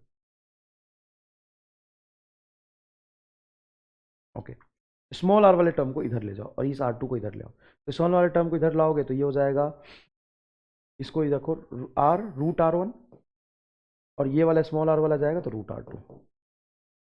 देखो ये बेटा उधर जाएगा तो स्मॉल कॉमन, ये माइनस रूट R2 हो जाएगा, हाँ ये उधर गया, इस वाले को इधर लाओ तो ये हो जाएगा R1 of root R2 minus of R2 of root R1, ठीक है। यहाँ से रूट R2 कॉमन निकाल लो, root R1 into root R2 common निकाल दो, ठीक है। तो रूट R2 तो था, पूरा बाहर चला गया, ये R1 था, तो R1 होता क्या है, root R1 into root R1। देखो बेटा R1 को आप ये लिख सकते हैं, root R1 into root R1, root दो बार रूट होके स्क्वायर बन जाएगा ना, तो कैंसिल हो जाएगा, रूट R1 इज R1। वैसे रूट R1 कॉमन निकाला तो बचेगा क्या सर, रूट R1 बचेगा फिर तो, और यहां पे मैंने रूट R2 कॉमन निकाला तो रूट R1 तो बाहर चला गया, एक रूट R2 यहाँ पे है, एक रूट R2 बाहर, तो एक रूट R2 बचेगा। एक काम करो, इसको अंदर ले जाओ, मल्टीप्लाई करो, ऊपर वाला टर्म आ जाएगा, ठीक है। तो small R root of R1 minus root of R2, ये root of R1 minus root of R2, root of R1 minus root of R2 cancel हो गया, तो साहब स्मॉल आर आया है root under R1 into root R2, दोनों root है, product होगा तो रूट अंडर R1 R2। याद ही रख लो इसको, तो क्योंकि इतना कैसे सॉल्व कर पाओगे। हाँ ये लेंदी है, मुश्किल है, लेकिन है बढ़िया सवाल। ना तो ये नीट में पूछा है कभी, ना तो जेई में पूछा है, एक बढ़िया सवाल है, बस इतना लेंदी सवाल नहीं पूछा है, लेकिन आया मजा की सॉल्व करने में कि नहीं, आइए देखो मजेदार है, ये थोड़ा कैलकुलेटिव ही है, लेंदी कैलकुलेशन है, देखो यहाँ पे आके, अच्छा इसको स्क्वायर करके भी कर लेना, वैसे भी आ जाएगा, तो सॉल्व करने का तरीका था, हमने ऐसा चूज किया, आंसर यही आएगा, स्मॉल आर बराबर रूट अंडर R1 R2। अगर आपका आंसर नहीं आ रहा तो कहीं ना कहीं आपके कैलकुलेशन में गलती है, उसको सुधारिए आप। Next is power drop in external circuit with maximum power theorem, यही था पावर ड्रॉप इन एक्सटर्नल सर्किट, यही तो है कि आपने एक बैटरी लगाया और बाहर में पावर ड्रॉप हो रहा था, वही केस है कि आपने एक बैटरी लगाया जिसका ईएमएफ है ई, इंटरनल रेजिस्टेंस है स्मॉल आर, और बाहर किसी एक्सटर्नल रेसिस्टर आर में जो आपका इंस्ट्रूमेंट है उसमें पावर ड्रॉप हो रहा। तो सर दो अलग अलग रेसिस्टर्स में पावर सेम आ गया था, हाँ देखिए ध्यान से, दो अलग अलग रेसिस्टर में पावर सेम आ गया था, इसमें और इसमें पावर सेम आ गया था। तो सर पावर अलग अलग रेसिस्टेंस होते हुए सेम आ गया, मतलब पावर मैक्सिमम कब होता होगा, ऐसे तो बहुत सारे रेजिस्टेंस होंगे सर, पावर का और इस एक्सटर्नल रेजिस्टेंस आर का फिर ग्राफ कैसा बनता है, आइए हम ध्यान से देखते हैं। अगर आप यहां पे करंट निकालेंगे तो करंट इसके ईएमएफ पे डिपेंड करेगा, हाँ, और एक्सटर्नल और इंटरनल दोनों रेजिस्टेंस पे डिपेंड करेगा। आप ध्यान से देखिए, ये बैटरी का ईएमएफ है कुल ई, और टोटल बैटरी का ईएमएफ तो ई है ना, और रेजिस्टेंस आपका कैपिटल आर और small R, capital R plus small R, total resistance, इतना करंट जा रहा। पावर ड्रॉप देखेंगे एक्सटर्नल लोड में जो ड्रॉप है वो कितना होगा, तो होगा simple I square into R. I की वैल्यू बताएं, आई की वैल्यू ये रही, ई बटा capital R plus small R का whole square into small R, ये आया, सॉरी इंटू कैपिटल आर, ये कैपिटल आर, ये आया सर। तो कैपिटल आर पे कैसे डिपेंड कर रहा, तो दो तरीके से डिपेंड कर रहा। कैपिटल आर के फॉर्मूले में नीचे भी है और ऊपर भी है, मतलब पावर के फॉर्मूले में कैपिटल आर ऊपर भी है और नीचे भी है। तो sir directly proportional to R या इनवर्सली प्रोपोर्शनल टू आर? ऐसे तो लग रहा कि हम इसको देखें तो power directly proportional to external resistance है ना। एक बैटरी है, उसका ईएमएफ है इंटरनल रेजिस्टेंस आर, और एक्सटर्नल लोड में जाके पावर ड्रॉप हो रहा। तो जैसे ही आप एक्सटर्नल इंस्ट्रूमेंट का रेजिस्टेंस बढ़ाएंगे तो मुझे लग रहा पावर बढ़ना चाहिए, मुझे लग रहा पावर बढ़ना चाहिए, लेकिन यहां से लग रहा था पावर घटना चाहिए। समझ नहीं आ रहा। तो हम एक केस देखते हैं, इफ केस वन, एक केस देखते हैं सिंपल सा, case one, if capital R is very very very very less than small R, मतलब इंटरनल रेजिस्टेंस ऑफ बैटरी से भी बहुत कम है कैपिटल आर। ये कैसा लोड है यार, बैटरी के इंटरनल रेजिस्टेंस से भी बहुत कम है। हाँ, अगर बैटरी के इंटरनल रेजिस्टेंस से बहुत कम है, कैपिटल आर बहुत कम है, तो बहुत कम को बड़े बनने में ऐड करने से कोई फर्क नहीं पड़ेगा, तो यहाँ पे स्मॉल आर ही बचेगा। हाँ, तो पावर जो होगा वो होगा आपका ई बटा स्मॉल आर का whole square into capital R, क्योंकि बहुत छोटा है, बहुत छोटे को ऐड करने से वो नेग्लेक्ट हो जाता है। तो सर प्रोडक्ट करने से, प्रोडक्ट में आप अप्रोक्सीमेशन मत कर देना, क्योंकि अगर ये प्रोडक्ट हो रहा है तो बहुत छोटा से प्रोडक्ट करोगे तो बहुत छोटा हो जाएगा, उसको रहने दो। मतलब यह ये समझ में आ रहा है कि power is directly proportional to R है फिर तो। हाँ, power is directly proportional to R है फिर तो। बढ़िया sir, power is directly proportional to R. हाँ देखिए ना, power is directly proportional to R. अब केस टू देखते हैं। ये लिमिटिंग केस हम चेक कर रहे हैं कि अगर अगर आर बहुत बहुत बहुत बड़ा हो जाए। सर अभी तो बहुत छोटा था, तो तुरंत थोड़ी ना देख रहा हूं ये बहुत छोटा किसी एक केस में, छोटे नंबर के लिए। अब मैं बीच वाला बराबर वाले केस को नहीं देख रहा। अब मैं कह रहा हूं कि अगर बहुत बड़ा होता तो क्या होता। अगर बहुत बड़ा होता तो ई स्क्वायर बटा बहुत बड़े में बहुत छोटा इंटरनल रेजिस्टेंस ऐड करने से कोई मतलब नहीं है। तो ये होगा ई स्क्वायर बटा आर का होल स्क्वायर इंटू आर। तो ये आर स्क्वायर है, ये सिंपल आ रहा है तो नीचे आ जाएगा, तो ये बनेगा ई स्क्वायर बटा R. Power loss inversely proportional to R. तो सर ये तो रेक्टेंगुलर हाइपरबोलिक बनेगा। हाँ, तो सर अगर ग्राफ बनाए हम तो ऐसा दिख रहा, ऐसा दिख रहा पावर वर्सेस रेजिस्टेंस का ग्राफ। पहले तो धीरे धीरे बढ़ा था, हाँ, लेकिन छोटे रेजिस्टेंस के लिए, मतलब कैपिटल आर जब बहुत छोटा था। अब कैपिटल आर मतलब मीडियम रेंज में होगा उसको तो हमने देखा ही नहीं। हम बहुत हाई रेंज को देख रहे हैं, तो रेक्टेंगुलर हाइपरबोला बन रहा, ऐसा बन रहा था। बीच वाले रेंज को हम कभी भी शार्प लाइन से नहीं मिलाते, और हम ये निकाल भी नहीं सकते कि कैसा ग्राफ बनेगा। क्यों नहीं निकाल सकते? क्योंकि ये मैथमेटिकली बहुत लेंदी है। देखो ना क्या है, ई बटा capital R plus small R और है का होल स्क्वायर इंटू आर। तो हम क्या कहते हैं कि स्मूथ कर्व से मिला दो ऐसा। ये तुम्हारा पहले बढ़ रहा था तो चलो बढ़ा दो, फिर बाद में घट रहा है तो थोड़ा सा बढ़ा के उसको घटा दो। ग्राफ एग्जैक्टली ऐसा ही बनता है।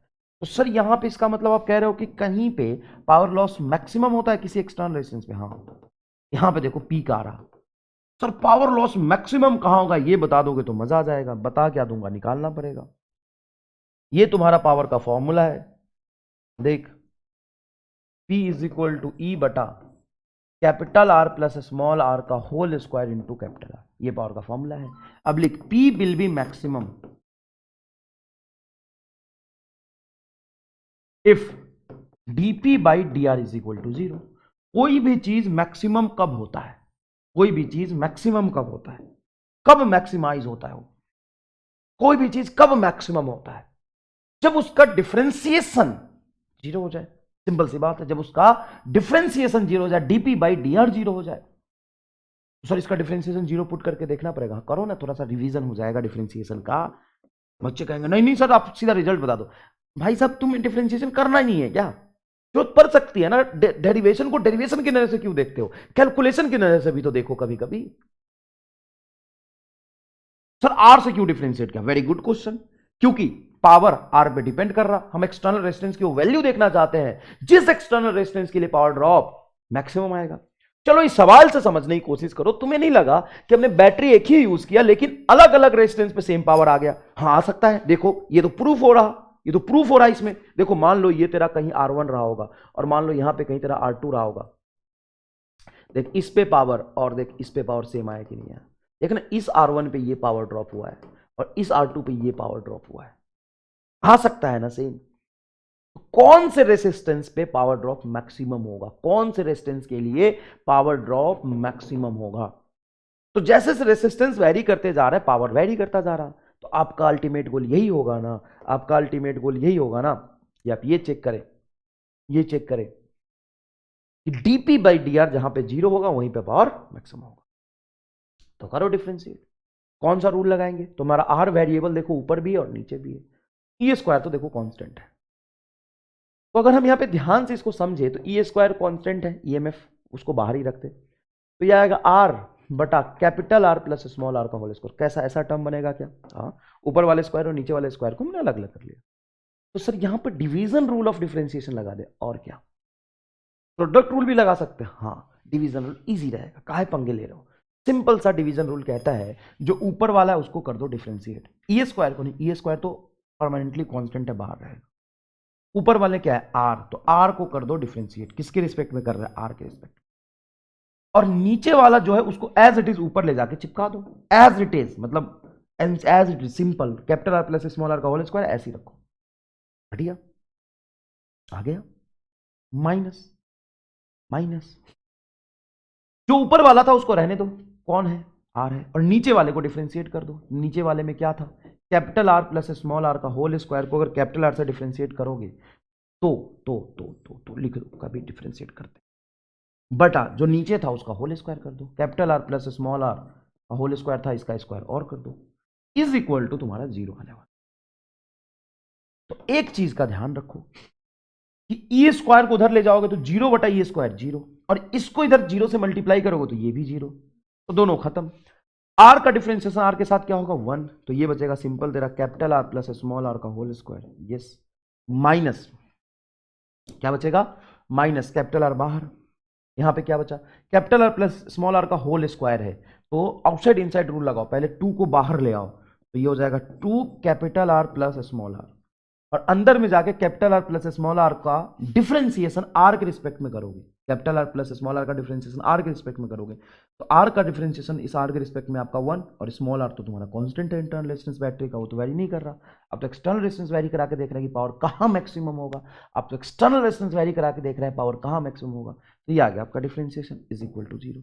इसको उधर ले जाइए, तो capital R plus small R का whole square is equal to two R capital R plus small R, ये इसका होल स्क्वायर कैंसिल करेगा capital R plus small R, तो यहाँ पे capital R plus small R बचेगा, इज इक्वल टू आपका आ गया टू आर, कैपिटल आर को और उधर ले जाइए, तो बताइए क्या हो जाएगा। तो कैपिटल आर को इधर लाएंगे, दिख रहा है आपको, हाँ बिल्कुल जोरदार दिख रहा है, तो two R minus capital R क्या बचेगा, R is equal to small are.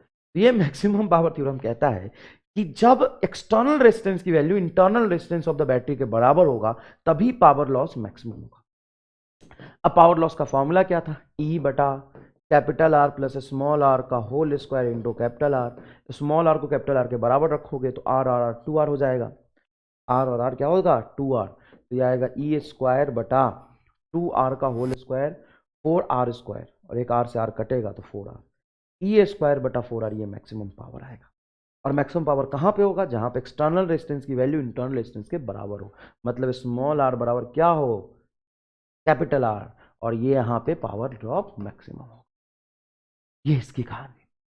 Circuit में पावर ड्रॉप एक्सटर्नल रेजिस्टेंस की वैल्यू पे डिपेंड नहीं करता। ऐसा नहीं है कि मान लो एक रफ समझना, ऐसा नहीं है कि मान लो तुमने एक सवाल बनाया, एक बैटरी है 2 वोल्ट का और 1 ओम इंटरनल रेजिस्टेंस, अब यहां पे कितना रेजिस्टेंस जोड़ दे कि पावर लॉस मैक्सिमम हो, तो सब सिर्फ रेजिस्टेंस पे डिपेंड करता, तो इसमें मैक्सिमम जैसे जैसे रेजिस्टेंस बढ़ाते जाओगे पावर ड्रॉप बढ़ता जाएगा, जैसे जैसे रेजिस्टेंस बढ़ाते जाओगे पावर ड्रॉप बढ़ता जाएगा। अब ऐसा थोड़ी ना, अब तुम 4000 ओम का रेजिस्टेंस लगा लो, पागल हो गया, कहां से बैटरी पावर देगा, बैटरी की भी तो क्षमता देख, सीधी सा बैटरी लगा दिया है। मतलब लॉजिकली बात समझने की कोशिश करो कि अगर पावर ड्रॉप सिर्फ एक्सटर्नल रेजिस्टेंस पे डिपेंड करता तो प्रैक्टिकली तुम आर की वैल्यू बढ़ाते जाते, ये बैटरी पावर देता जाता बेचारा, भाई साहब इसकी भी तो कोई क्षमता है, लिमिट है, तो ये मैक्सिमम पावर कब तक देगा और मैक्सिमम पावर कब देगा, तो जब इस रेजिस्टेंस की वैल्यू एक्सटर्नल रेजिस्टेंस की वैल्यू इसके बराबर रखोगे तब देगा। अगर एक्सटर्नल रेजिस्टेंस की वैल्यू ज्यादा बढ़ा दोगे तो भी पावर ड्रॉप कम हो जाएगा, एक्सटर्नल रेजिस्टेंस की वैल्यू इस आर से कम रखोगे तो भी पावर ड्रॉप कम होगा। कितना जोरदार कंसेप्ट है, कितना जोरदार कंसेप्ट है। तो ये आपको याद रखना, क्या करना, याद रखना। चलो इसको मैथमेटिकली समझाता हूं, चलो मैथमेटिकली समझाता हूं। मान लो एक सर्किट लिया, 24 वोल्ट की बैटरी है, 4 ओम इसका इंटरनल रेजिस्टेंस, देखो 4 ओम लिखा है बैटरी के नीचे, 24 volt EMF, 4 volt internal resistance, 2 ओम का एक्सटर्नल रेजिस्टेंस है। अब बताओ इसमें पावर ड्रॉप कितना होता है? Power drop in are, power drop in are बराबर 2 ओम, 2 में पावर ड्रॉप निकालना। तो करंट निकाल लेते हैं फटाफट। करंट क्या हो जाएगा? तो सर 24 तो आपका ईएमएफ है, और 4 और 2 पैरेलल में 6, 6 चौका 24, 4 एम्पियर। तो 4 एम्पियर आपका करंट होगा। तो पावर कितना हो जाएगा?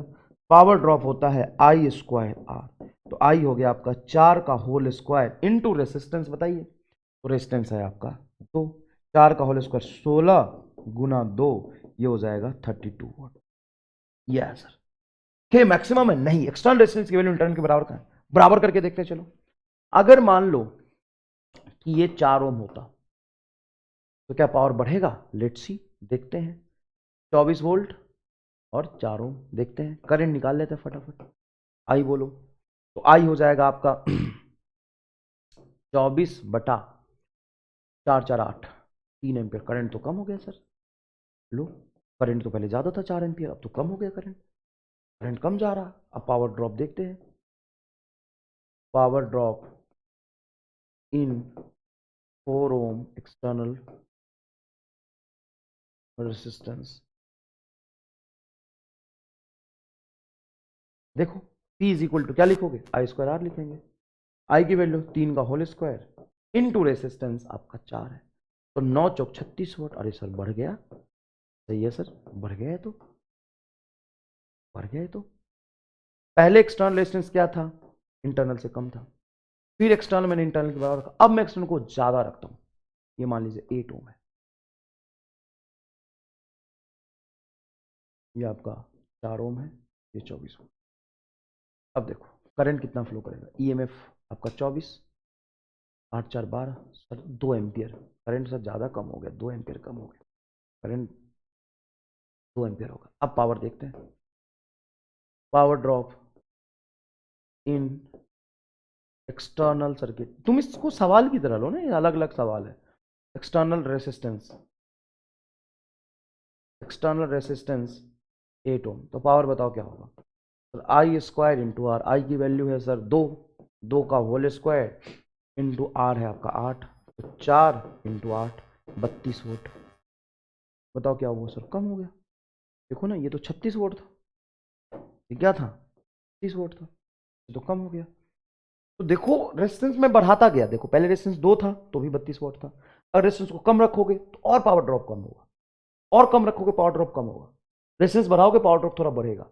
मैक्सिमम पावर ड्रॉप तभी होगा जब एक्सटर्नल रेजिस्टेंस की वैल्यू इंटरनल के बराबर है। इससे ज्यादा पावर ड्रॉप करा के दिखा दे, कोई भी रेजिस्टेंस ले ले, इससे ज्यादा पावर ड्रॉप हो ही नहीं सकता। 5 ले ले, नहीं होगा, कम हो जाएगा। 3 ले ले, नहीं होगा, कम हो जाएगा।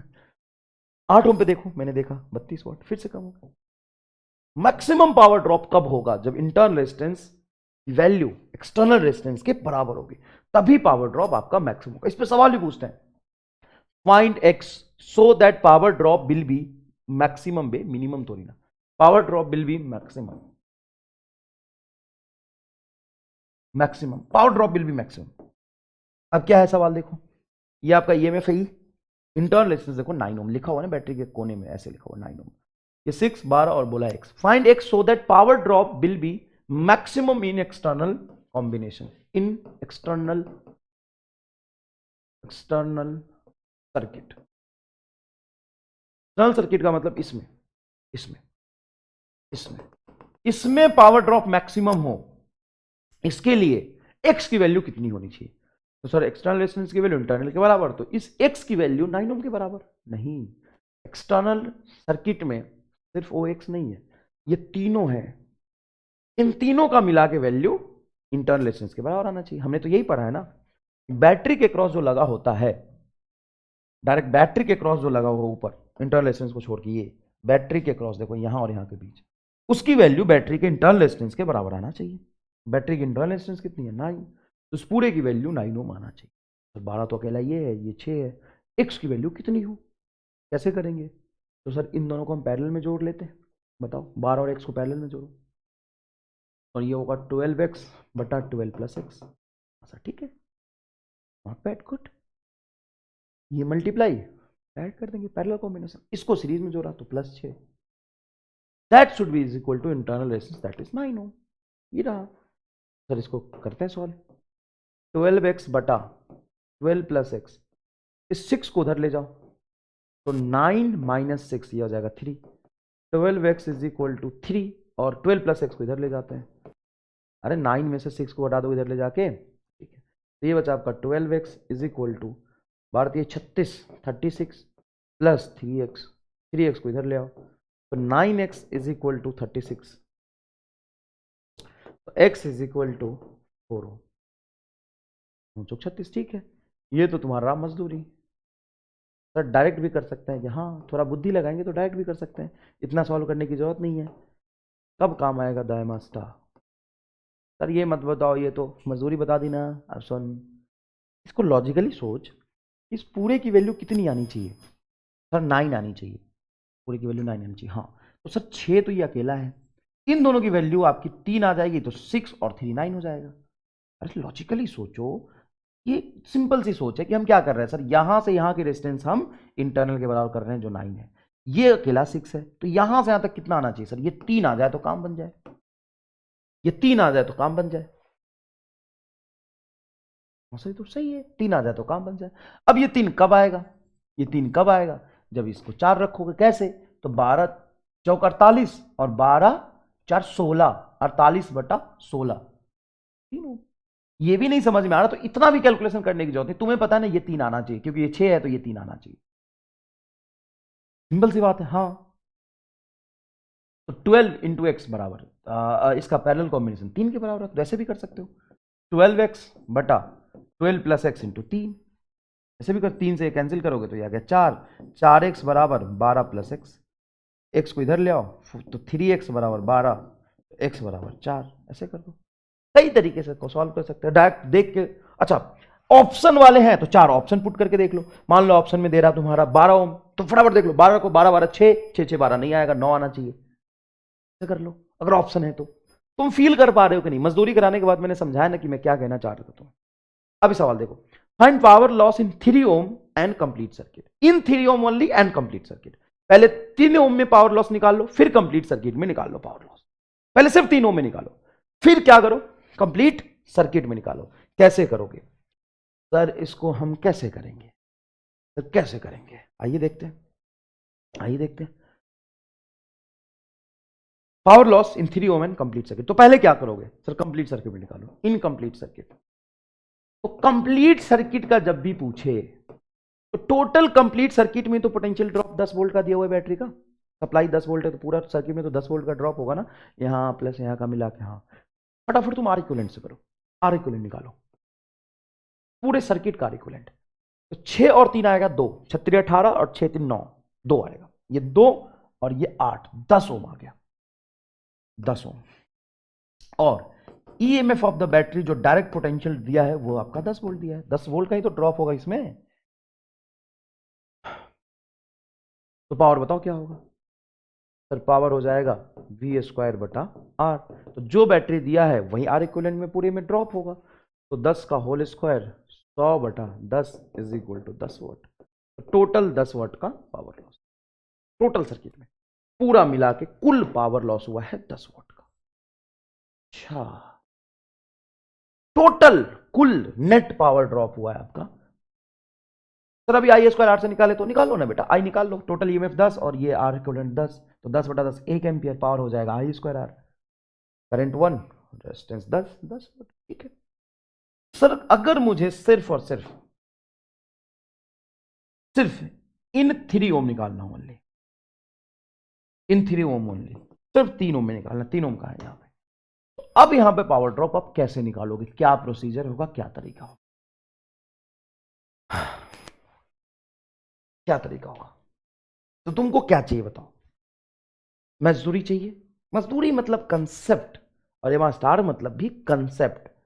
दोनों कंसेप्ट कैसे हो सकता है? करंट इलेक्ट्रिसिटी में अप्रोच अलग होता है ना बेटा, करंट के हिसाब से कर लो, वोल्टेज के हिसाब से कर लो, अप्रोच अलग होता है। चलो मैं पूरे सर्किट का पहले आर इक्विवेलेंट निकाल लेता हूँ, वो तो 10 ओम है सर। तो वोल्टेज ईएमएफ कितना है 10 ओम, तो टोटल करंट कितना फ्लो करेगा 1 एम्पियर। तो टोटल करंट कितना जा रहा है 1 एम्पियर। सर्किट में टोटल करंट कितना जा रहा है 1 एम्पियर। तो साहब यहां से करंट आया 1 एम्पियर, 1 एम्पियर यहां पे पहुंचेगा। अरे टोटल इन दोनों का पैरेलल, फिर इसके साथ ये सीरीज, हम रेजिस्टेंस देख लिए तो वो आया 10 ओम, तो करंट हमने देख लिया 1 एम्पियर। अब 1 एम्पियर इधर आया, अब पैरेलल में करंट डिवाइड होगा। हाँ, तो यहाँ पे करंट मान लो तुम कहते हो कि कुछ x है, तो यहाँ पे 2x करंट होगा। करंट की वैल्यू बोल रहा हूँ। पैरेलल कॉम्बिनेशन में दोनों का रेजिस्टेंस, सॉरी दोनों का पोटेंशियल सेम होता है। पैरेलल कॉम्बिनेशन में दोनों का पोटेंशियल क्या होता है, सेम होता है। तो करंट कैसे डिवाइड करेंगे सर, ऊपर 2x तो नीचे x, तो बोलो x इंटू 2x बराबर क्या होगा सर 3x। वो तो ठीक है, लेकिन टोटल करंट x और 2x आया कहाँ से 1 एम्पियर। टोटल कितना करंट है 1 एम्पियर, तो x बराबर क्या होगा 1/3 एम्पियर। 3 ओम में कितना जा रहा, 3 ओम से करंट कितना जा रहा सर, 3 ओम से जा रहा है 2x, तो current through 3 Om is 2x मतलब 2/3 एम्पियर। अब पावर कितना हो जाएगा, पावर हो जाएगा आपका I²R, तो 2/3 का होल स्क्वायर इंटू रेजिस्टेंस की वैल्यू कितनी है 3, तो ये हो जाएगा तुम्हारा 2 का होल स्क्वायर 4/3 वोल्ट, 4/3 वोल्ट आ रहा, ये आ रहा तुम्हारा 4/3 वोल्ट। ये एक तरीका है सॉल्व करने, एक तरीका ये है सॉल्व। पहले हमने क्या निकाला, सर्किट का इक्विवेलेंट निकाला, फिर हमने टोटल करंट निकाला। ये क्या निकाला है, टोटल करंट है, नेट करंट सर्किट का। फिर हमने करंट डिवाइड कर दिया, इन दोनों में ले, इधर से जो करंट जाएगा वो तो एक रेजिस्टेंस है तो पूरा जाएगा, फिर यहाँ पे डिवाइड हो जाएगा। फिर हमने करंट डिवाइड कर लिया, फिर हमने x की वैल्यू निकाल ली। 3 ओम से कितना जा रहा सर 2x जा रहा, तो वो निकाल लिया। फिर 3 ओम से पावर ड्रॉप निकाल, ये एक तरीका था। दूसरा तरीका मैं ऐसे भी निकाल सकता हूं, कैसे, ध्यान से देखा, मजेदार तरीका। Concept, this is the concept, concept बता रहा हूं मैं। चोमू टाइप के 2-4 लोग आ जाते हैं, सर ये हमारे दिमाग में कैसे आएगा, तुम्हारे दिमाग में ये आएगा ना, कर ले, मैंने नहीं बताया क्या, कर ले। कैसे आएगा दिमाग में, नहीं दिमाग में आने के लिए दिमाग का होना जरूरी है पहले। अगर दिमाग होगा तो आ जाएगा, चिंता मत करो। दिमाग ही नहीं है तो नहीं आएगा। तो सर ऐसे ऐसे करोगे तो पेपर 27 में खत्म होगा, बैठना 22 में। मेरा क्या जाता है 8 ओम 6 ओम 3 ओम। तुम मुझे ये बताओ क्या बताना है कि इन दोनों का रेसिस्टेंस मिला के पैरेलल में है, हाँ कितना होगा, तो इन दोनों का मिला के टोटल रेसिस्टेंस होगा पैरेलल में 6 × 3/6 + 3 18/9 2, ये 2 ओम आएगा। इन दोनों को मिला के 2 ओम मान लो, हाँ मान लो, ये तो सही है, 2 में तो है, या भी तो निकाला ही था मान क्या लो, यहाँ नहीं निकाला क्या, हाँ सर 6 और 3 2 और 2 और 10 2 और 8 10, तो 10, हाँ सर निकाला था। अब कुछ मत कर, ना तो तू आर इक्विवेलेंट निकाल, ना तो तू करंट निकाल, ना तो करंट डिवाइड कर, सिंपल देख मुझे बता किन दोनों का हटा के एक 2 ओम लगाएगा, हाँ सर 2 लगाएंगे। ये 2 ओम का एक रेजिस्टेंस लगाएंगे, ऐसे लगाएंगे दोनों को हटा, दोनों सीरीज में, हाँ सेम करंट जाएगा। हाँ क्या यहाँ का और यहाँ का पोटेंशियल ड्रॉप टोटल पोटेंशियल के बराबर होगा, हाँ तो V बराबर क्या होता है I × R। इसमें x मानोगे तो इसमें 4x होगा, हाँ ये तो सिंपल है, इसमें x मानेंगे तो इसमें 4x होगा। 2 का गुना कितना गुना है ये सर 4 गुना, में x तो इसमें 4x, तो टोटल सर 5x, तो 5x बराबर सर 10, x बराबर 1/2 सर 1/2, सही है 1/2 आएगा। अच्छा, और पावर ड्रॉप क्या होता है सर V²/R, तो V²/R, V की वैल्यू बोलो सर V है 1/2, 1/2 का होल स्क्वायर मतलब 1/4, और रेजिस्टेंस बोलो 3।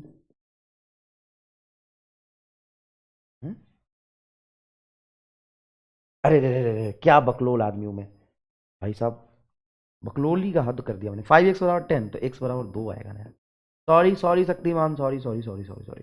तो P इज इक्वल टू क्या होगा सर V²/R। बताओ यहाँ पे पावर ड्रॉप कितना हो रहा, सर यहाँ पे पावर ड्रॉप x हो रहा, किसमें x हो रहा सर 2 ओम में। 2 ओम किस चीज से बना हुआ है सर 3 और 6 पैरेलल, पैरेलल में तो पोटेंशियल सेम ही जाता है बेटा। यहाँ पे अगर 2 वोल्ट का ड्रॉप हुआ है और यहाँ पे भी 2 वोल्ट का ड्रॉप हुआ है, तो टोटल ड्रॉप कितने हुए सर 2 वोल्ट। किस में हुआ है, इनके आर इक्विवेलेंट में बोलो, या 3 में बोलो, या 6 में बोलो, एक ही बात है सर। तो आंसर आ गया, 2 का होल स्क्वायर 4 और आर की वैल्यू 3, 4/3 वोल्ट।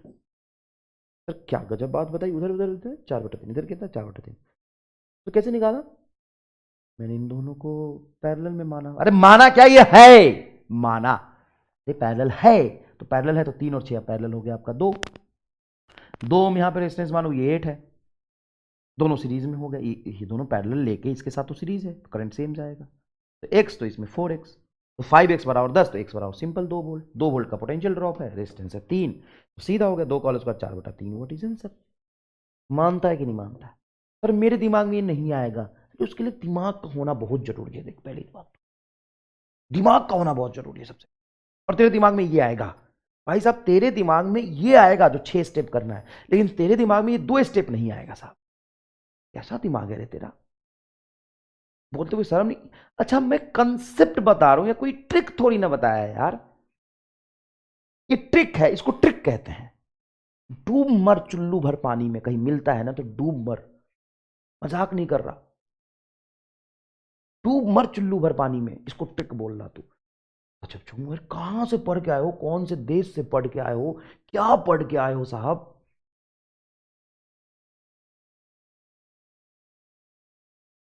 क्या पढ़ के आए हो जीवन में? कुछ पढ़ नहीं, से पढ़े नहीं है तभी तो हम पढ़ने आए। हाँ तो बेटा पढ़ना, ये कंसेप्ट पढ़ा रहा हूं, पढ़ना। फिर से बताता हूं, देख भाई साहब, पना की हद एकदम, मतलब जो एक लाइन करना वो हमारे दिमाग में नहीं आएगा। एक कैसे आ जाएगा सर, एटोम है, और तुम्हारे दिमाग में ये आएगा, गधा गई। तुम्हारे दिमाग में ये भी नहीं आया, और कहते हैं बेसिक। अरे ये बेसिक कंसेप्ट है दादा, ये बेसिक कंसेप्ट है, लेकिन ये बेसिक कंसेप्ट एक एमआर स्टार की सोच है। एकदम simple, basic one, this is basic one. How this is basic one? I am saying कि हम इसको अगर पैरेलल में कैलकुलेट कर ले तो कितना आएगा सर? ये 2 ओम आएगा। 2 ओम कहां लगाओगे सर? यही लगाएंगे 2 ओम, और कहां लगाएंगे? दोनों को पैरेलल में हटा के यहां 2 लगा देंगे, तो सर्किट क्या बनेगा? ये बनेगा सर, ये 8 ओम हो गया और ये 2 ओम हो गया। ये 2 ओम और ये 8 ओम एकदम सीरीज में है, ठीक है। यहां से करंट जाएगा भाई, तो जो भी करंट जाएगा सीरीज में दोनों में सेम जाएगा। अरे इसी को यहां बनाया है मैंने, अब मान ला कि ये और ये अलग है। यहां पे अगर x होता है तो यहां पे कितना ड्रॉप होगा सर? 4 गुना रेजिस्टेंस है तो 4x, तो 4x plus x, sorry 4x plus x कितना होगा? 5x। 4x प्लस x क्या होगा? 5x। 5x बराबर 10, तो x बराबर 2। पावर क्या हो गया? v² बटा r, 4/3 वोल्ट। आंसर आ गया सीधा, कुछ किया ही नहीं। और इसमें हमने क्या किया? तो इसमें हमने सबसे पहले इसको पैरेलल लिया, फिर इसके साथ सीरीज लिया, तो कितना हो गया सर? 8 तो 10 हो गया। फिर 10 ओम रेजिस्टेंस आ गया, तो हमने करंट निकाल लिया 10/10, 10/10 1 एम्पियर करंट निकाल लिया। 1 एम्पियर करंट निकाल लिया, फिर जो करंट आया उसको डिवाइड किया, करंट डिवाइड करने के फिर मुझे करंट आ गया, फिर उसमें करंट निकाल लिया, फिर करंट से पावर निकाल लिया। आंसर सेम ही आ रहा। तो सर आप मुझे कुछ सजेस्ट करना चाहोगे कि पैरेलल और सीरीज का कॉम्बिनेशन हो तो हम किससे जाना चाहेंगे? पोटेंशियल ड्रॉप से। पैरेलल एंड सीरीज के कॉम्बिनेशन में हम पोटेंशियल ड्रॉप से जाएंगे ना, तो इजी रहेगा। आप ये सीख लीजिए ना बेटा, ये भी मैंने ही पढ़ाया, ये सीख लीजिए।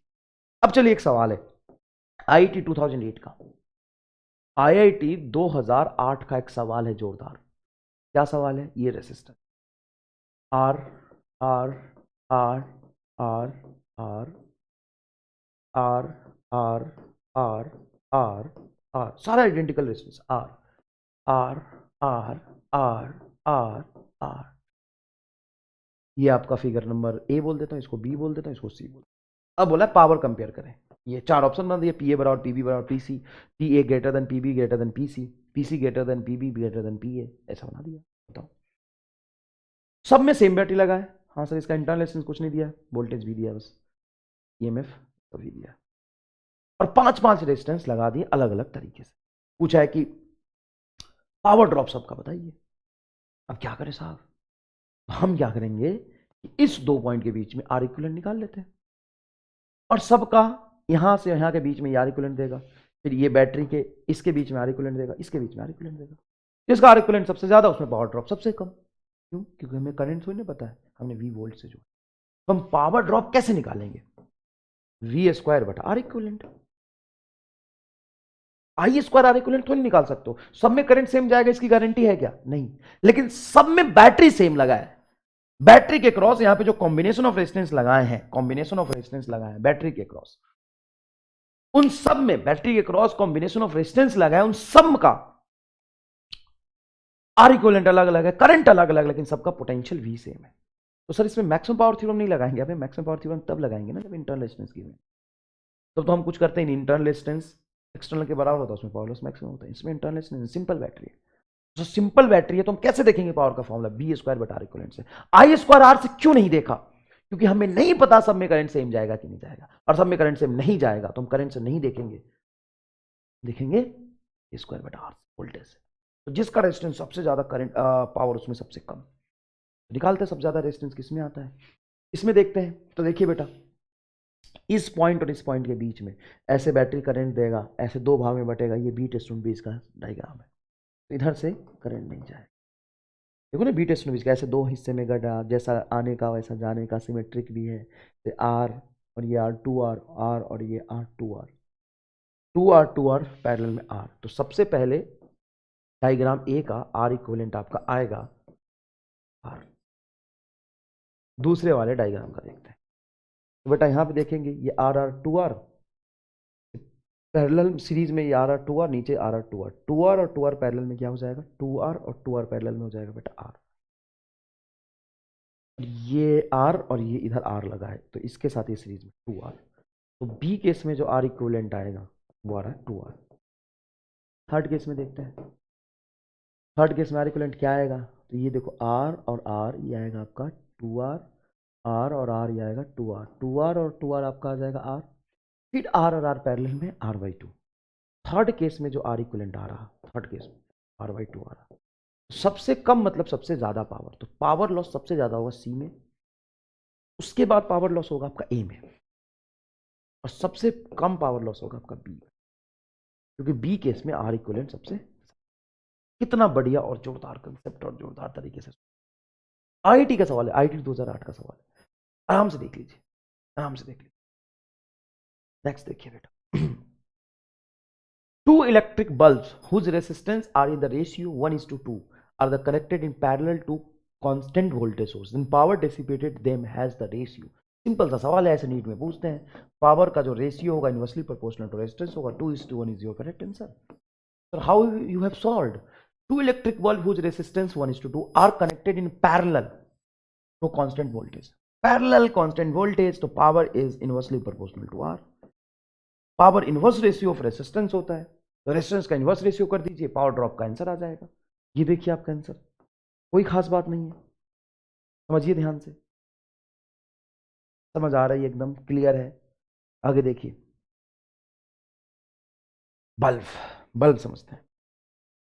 राम अभी पावर के सर्किट बेस्ड सवाल और कराऊंगा, अभी PYQ कराऊंगा, सर्किट बेस्ड सवाल कराऊंगा, लेकिन पावर के जो मेजोरिटी सवाल आते हैं वो बल्ब पे बेस्ड आते हैं। तो बल्ब के बारे में एक बार हम समझ लेते हैं।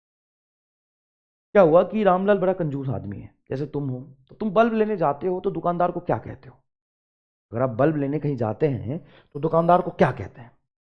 देखो हम कहते हैं सर दुकानदार को कि बल्ब चाहिए, हम कहते हैं दुकानदार को बल्ब चाहिए। अबे तो बल्ब तो हजारों तरीके के आते हैं, कौन सा बल्ब चाहिए, कितने वोल्ट का, कितने वोल्ट जैसा बताते हो? नहीं सर, हम तो बताते हैं कि सस्ते वाला बल्ब दे दो।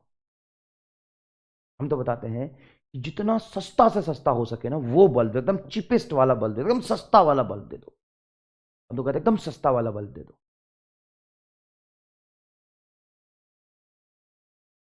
एकदम सस्ता वाला बल्ब।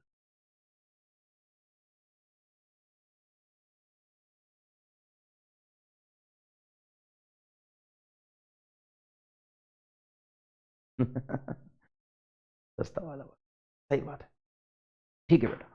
दूसरी बात, सर जब एक्चुअल में बल्ब लेने जाते हो तो सस्ता वाला भी कहते हो, और दूसरी बात ये भी कहते हो 0 वाट का दे देना, या 10 वाट का दे देना, या 100 वाट का दे देना। वॉट बताते हो, हाँ मतलब पावर बताते हो उसका। तो जब भी आप बल्ब लेने जाते हैं तो उसका पावर बताते हैं। पावर के साथ साथ एक और चीज उस पर लिखा होता है, वो होता है वोल्टेज। वो बल्ब कितने वोल्टेज पे ऑपरेट होगा, तो 110 वोल्ट पे हम यहाँ पे यूज करते हैं, 220 वोल्ट पे, 220 वोल्ट। यूएसए में 110 वोल्ट भी यूज करते हैं, 220 वोल्ट पे हम यहाँ पे bulb use, 220 volt voltage supply जो हमारे घर में आता है वो 220 वोल्ट का आता है। तो सर वोल्टेज सप्लाई हो गया 220 का, हाँ वोल्टेज सप्लाई हो गया 220 का, और पावर तुम अपने हिसाब से बताते हो। तो जितने भी बल्ब बनते हैं सारे 220 वोल्ट के बनते हैं, क्योंकि यहां पे सप्लाई ही 220 वोल्ट, तो सारे बल्ब 220 वोल्ट पे ऑपरेट हो सके इस तरीके से हम डिजाइन कर। अमेरिका में वही सप्लाई 110 वोल्ट का है, वोल्टेज सप्लाई अलग अलग होता है, 220 वोल्ट की सप्लाई है, और तुम्हें पावर अलग अलग चाहिए तो उसके हिसाब से तुम पावर बता देते हो कितने पावर का हमें बल्ब दे दो, 100 वाट का बल्ब दे दो, 500 वाट का बल्ब दे दो। ये तो जनरल हम बोलचाल की भाषा में आप कहते हैं ना, ट्यूबलाइट कितने वाट की लगी है, 20 वाट की है कि 40 वाट की है, हम उसका पावर बता देते हैं, और वोल्टेज बाय डिफॉल्ट होता ही है।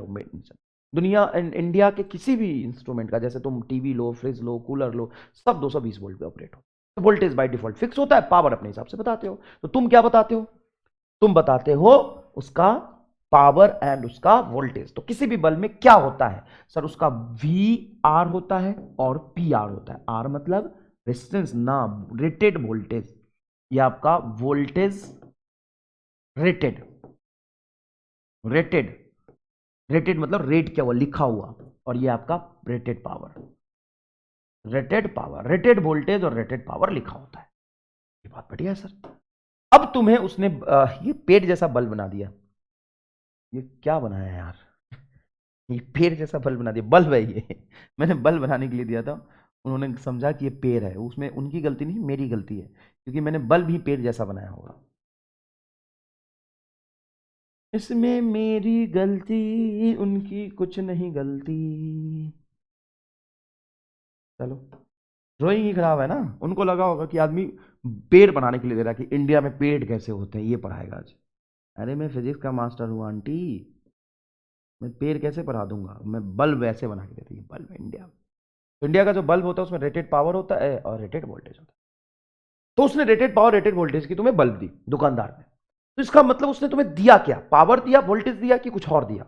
हमें बल्ब दिया, अरे बल्ब के अंदर क्या मिला तुम्हें, एक्चुअल में तुम क्या लाके लगाते हो घर में, पावर लगाते हो, वोल्टेज लगाते हो कि लगाते क्या हो, बल्ब लगाते हैं। बल्ब होता क्या है सर, बल्ब होता है, बल्ब चमकता है, उसमें पावर और वोल्टेज लिखा होता है, आपने बताया। तो पावर और वोल्टेज लिखा होता है, तो क्या वो पावर और वोल्टेज तुमको देता है, नहीं, वो क्या देता है तुम्हें, resistance. Bulb is a pure resistance, तो तुम्हें बल्ब को ना प्योर रेसिस्टेंस की तरह ट्रीट करना है। जैसे अभी रेसिस्टेंस में पावर ड्रॉप करा रहे थे ना, सब वही बल्ब था वो। अब बल्ब को अलग टॉपिक में ले जाते, कहते बल्ब पढ़ना है, बल्ब नहीं पढ़ाया सर। अरे बल्ब मतलब प्योर रेसिस्टेंस।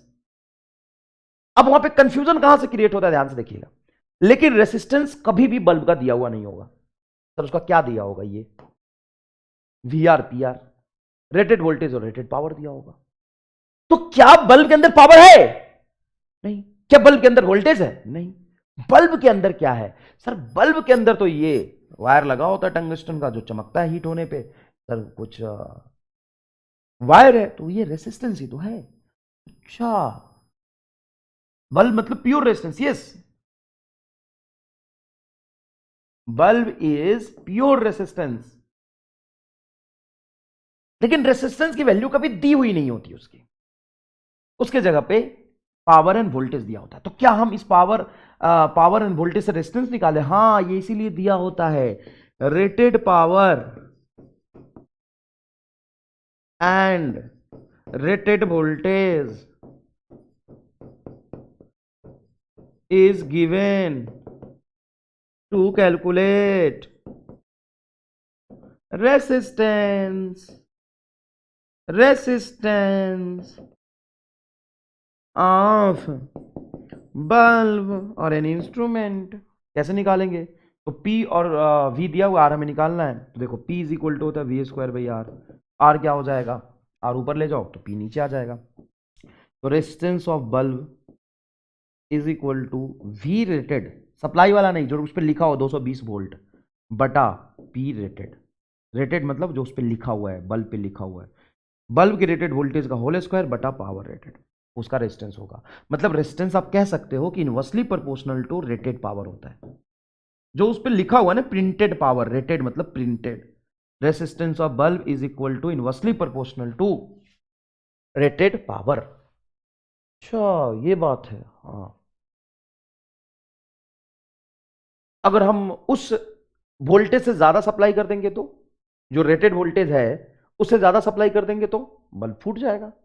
और क्या, फूट जाएगा, जैसे चलेगा ही नहीं, फूट जाएगा, बर्बाद हो जाएगा, फ्यूज हो जाएगा। यही तो होता है। 220 वोल्ट पे यूज करने के लिए बनाया, उसको ज्यादा दे दोगे तो फूट जाएगा।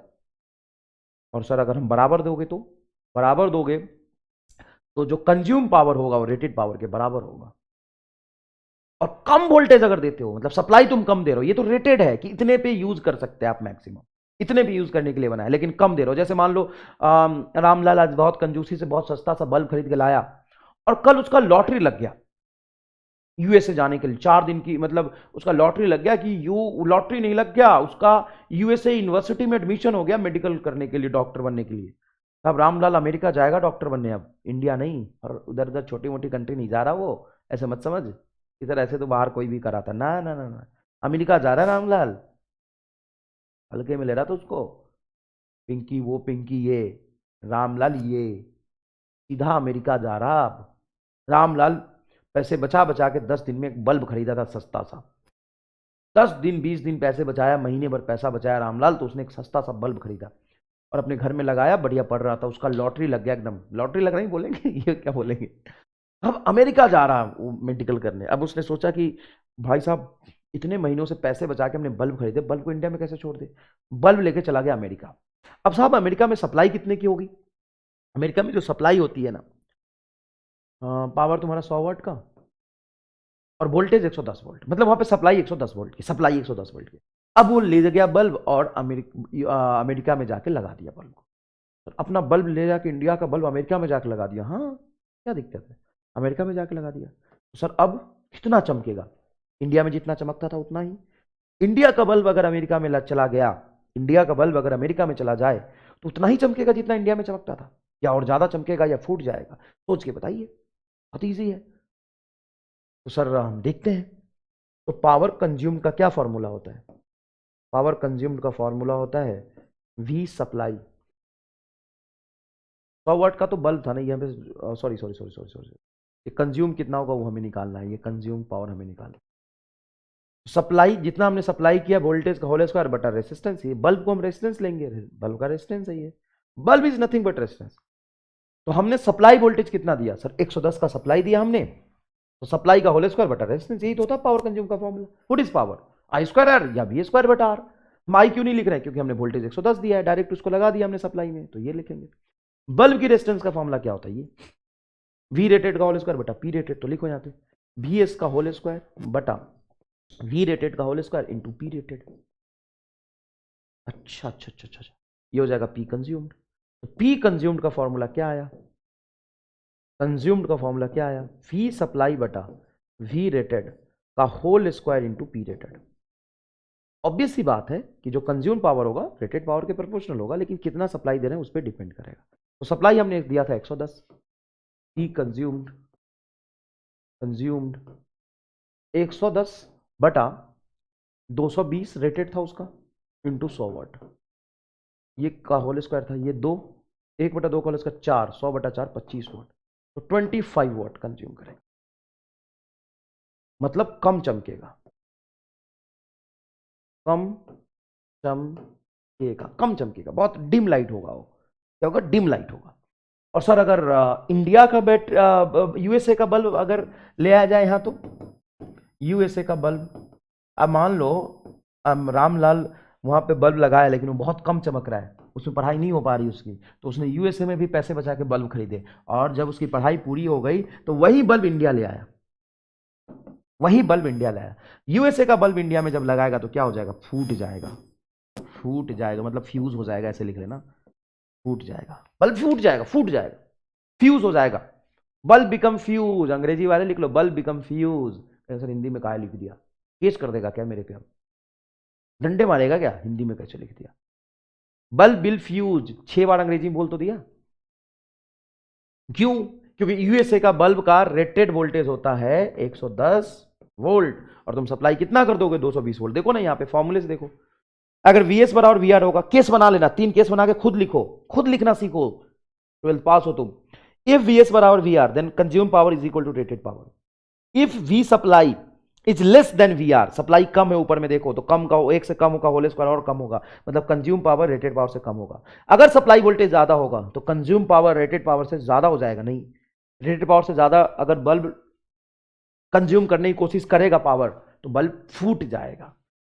हाँ सर, इतना तो फील आया, इतना फील आया कि बल्ब क्या होता है, एक प्योर रेजिस्टेंस बस। लेकिन उसका रेजिस्टेंस दिया नहीं होता है, उसका रेजिस्टेंस हम पावर के टर्म्स में रेटेड पावर रेटेड वोल्टेज से निकालते हैं बस।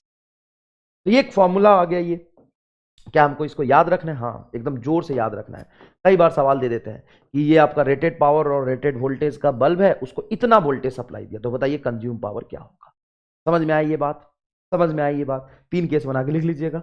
गले में अभी भी बहुत ज्यादा पेन है ना? वैसे तो जुकाम नहीं है, कम है, इन गले में बहुत ज़्यादा पेन है, तो अपन क्लास को इतना ही रखते हैं। नेक्स्ट लेक्चर में बल्ब कंटिन्यू करेंगे। अभी यही बहुत कुछ पावर में पढ़ना है। Power drop in series combination, power drop in parallel combination. Power drop ऐसा भी होता है, ये कॉम्बिनेशन, एक सर्किट में पावर लॉस हो रहा था, अचानक से एक बल्ब फ्यूज हो गया, तो दूसरे बल्ब की ब्राइटनेस क्या होगी, है ना? बहुत सारे सवाल, तो ये हम नेक्स्ट लेक्चर में करेंगे, है ना? अभी आपको PYQ पावर के नहीं करने, जितना कराए उतना ही समझना। धन्यवाद।